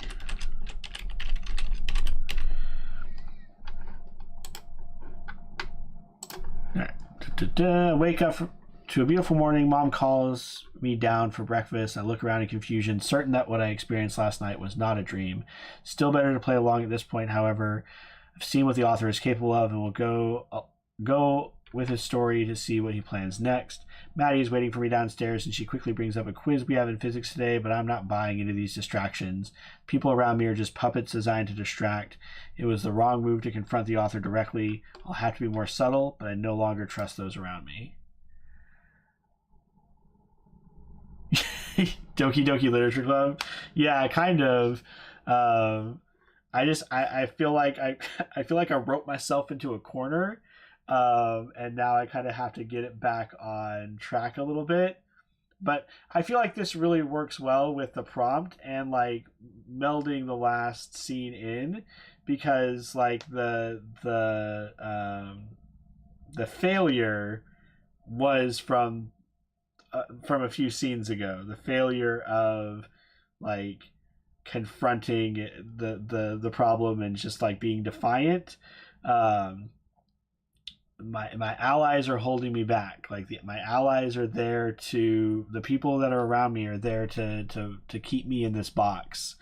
And so now I've got to do something a little bit more sneaky and subtle to try to get out of here.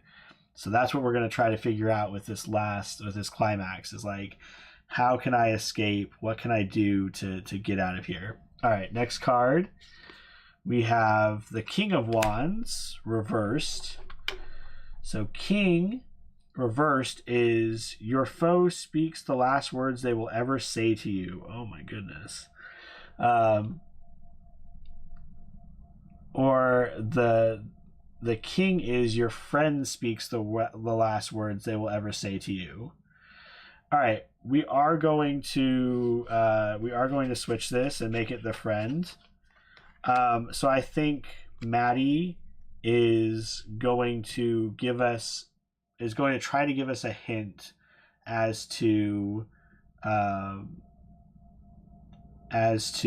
to get out of here, because she was erased earlier, and so maybe she has gained her own bit of sentience and she's willing to help us out. Maybe we're wrong to not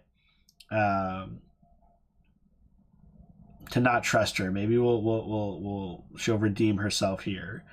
So it is going to draw the attention of the author, and we're going to get the Tower reversed. Man, we love the Tower and the Devil.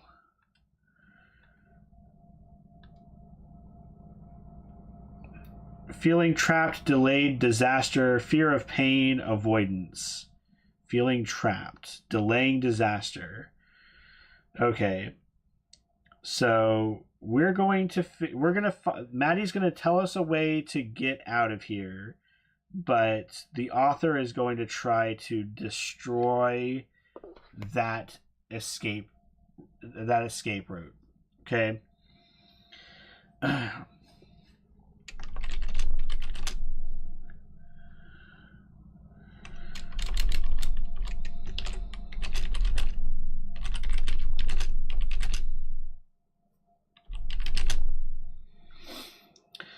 The height of our, like, I want to say like the bustle around the hallway.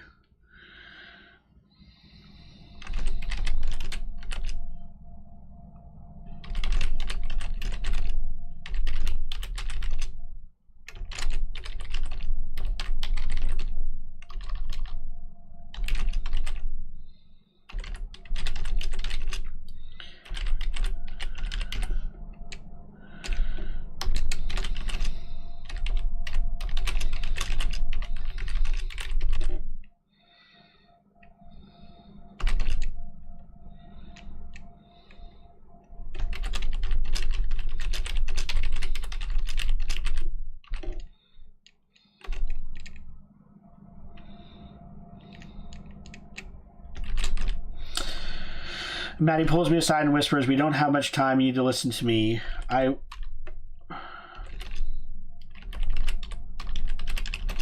was somewhere else before. Somewhere dark. I felt as though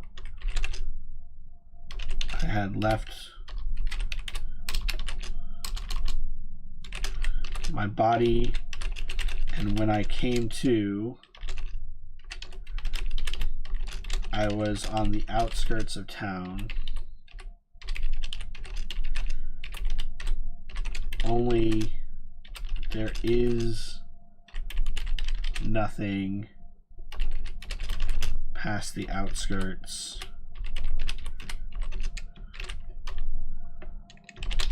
Only a void.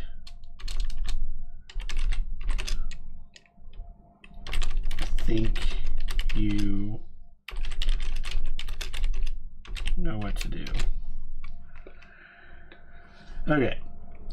The head of our hallway, hustle and bustle. Maddie pulls me aside and whispers, "We don't have much time.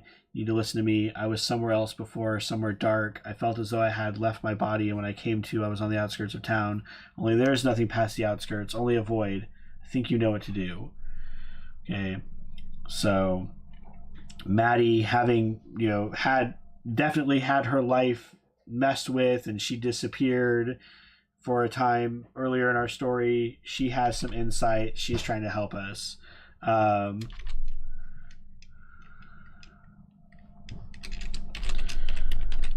I nod, and we continue to class and pantomime the rest of the day.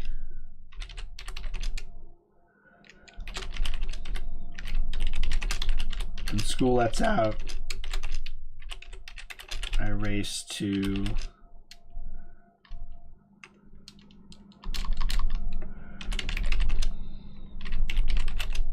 I walk home, but continue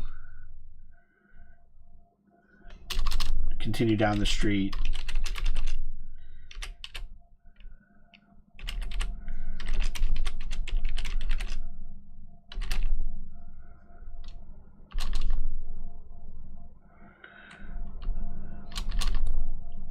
Breaking into a run. So she she pretends like she's going home, like everything's normal, but when she gets to her house, she breaks into a run down the street. But we know that the author is going to be doing something to try to prevent this from happening. Okay, so in our last scene, we'll see what happens when we get to the edge of town. What barrier is in place to prevent us from getting where we want to go. All right, last card of the game, I'm pretty sure, is Seven of Wands. All right, Seven of Wands. Oh my God. Oh, Amanda, so good. So good. We will probably do that. That's really good stuff. All right. Upright, an act of betrayal takes you by surprise. Ooh. So, betrayal. So if we keep it that way, then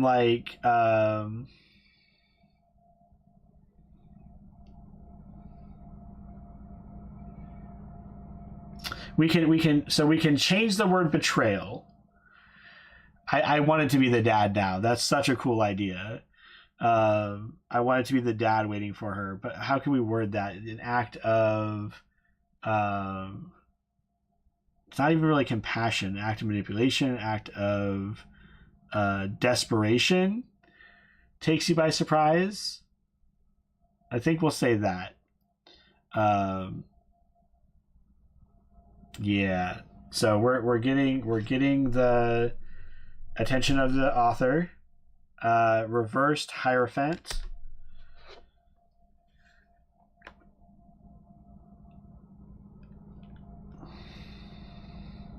Oh, you know what? We're going to say an act of compassion takes you by surprise.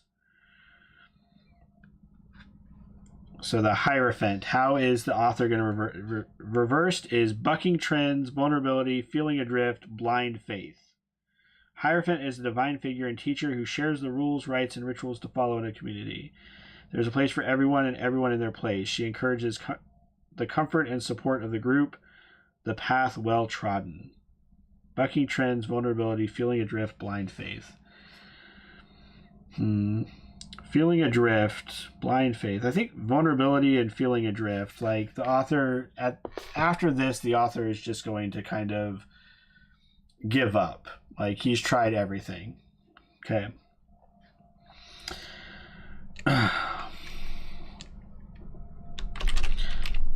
I wholly suspect the author to take measures to ensure my incarceration in this story.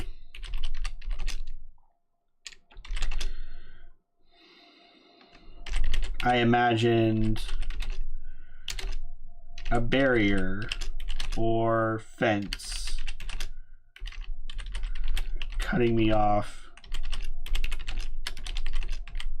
from my escape. But I found instead my father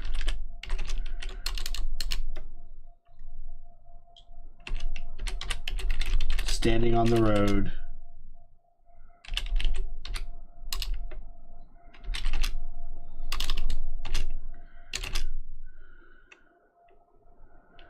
a vast whiteness, a vast nothingness behind him. My way out.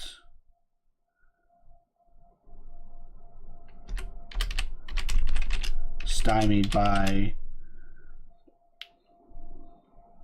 the one I love the most. I loved and admired.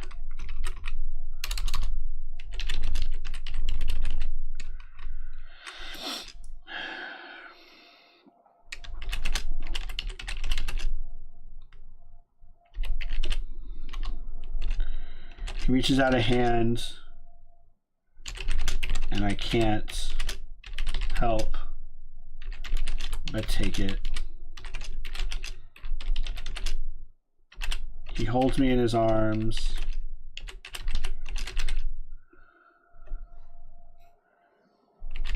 And it almost feels real.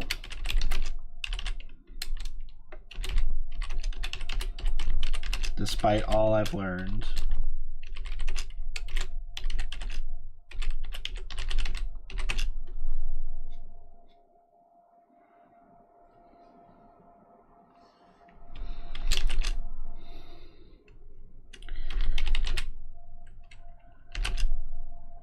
He holds me up and spins around. Then, in an act, I'm sure,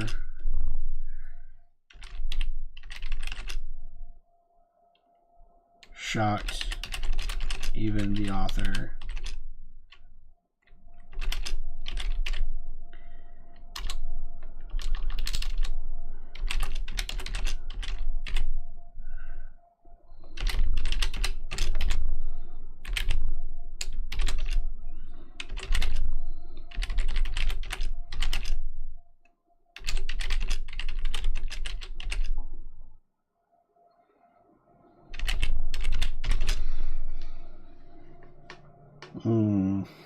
Yeah.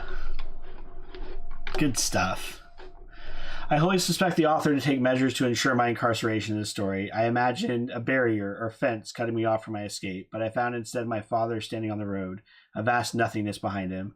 My way out stymied by the one I love and admire most. He reaches out a hand and I can't help but take it. He holds me in his arms and it almost feels real despite all I've learned. He holds me up and spins me around. Then in an act I'm sure shocked even the author, my dad whispers go and flings me back into the void.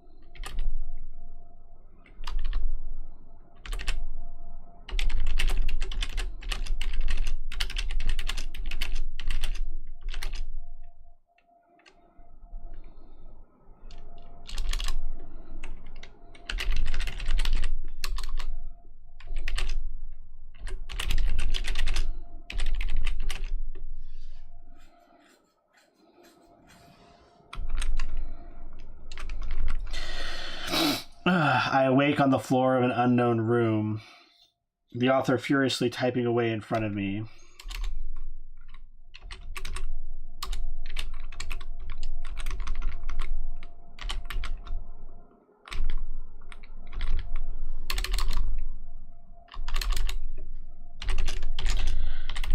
I lock eyes with him as I stand up.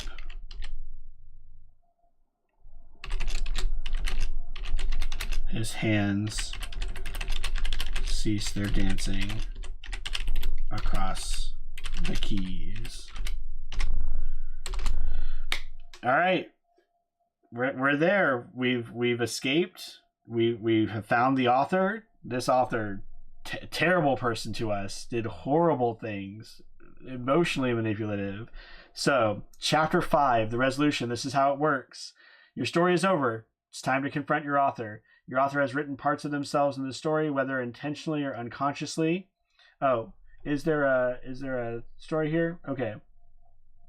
So there is a climax. Draw a major arcana for the final message. What does this message convey? What is your author holding back even now? So what is our author holding back? Wheel of Fortune.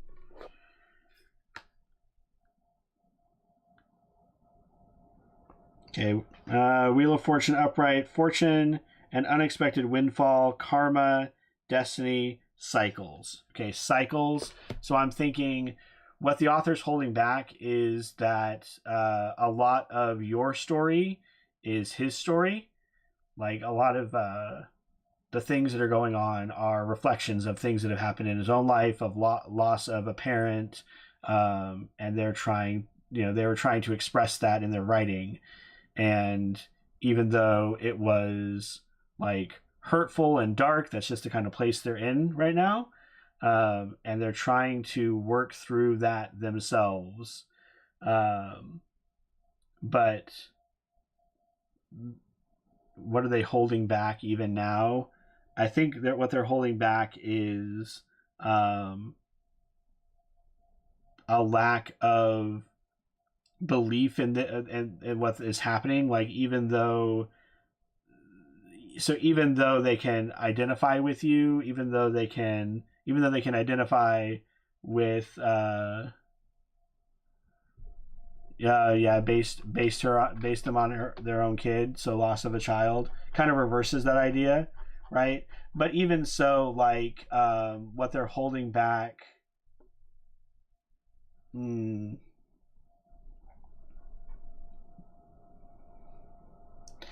yes, maybe what they're holding back is that they love, like, even though that this character is like based on their kid, and even though they're trying to tell this story, what they're holding back is like they can't love this character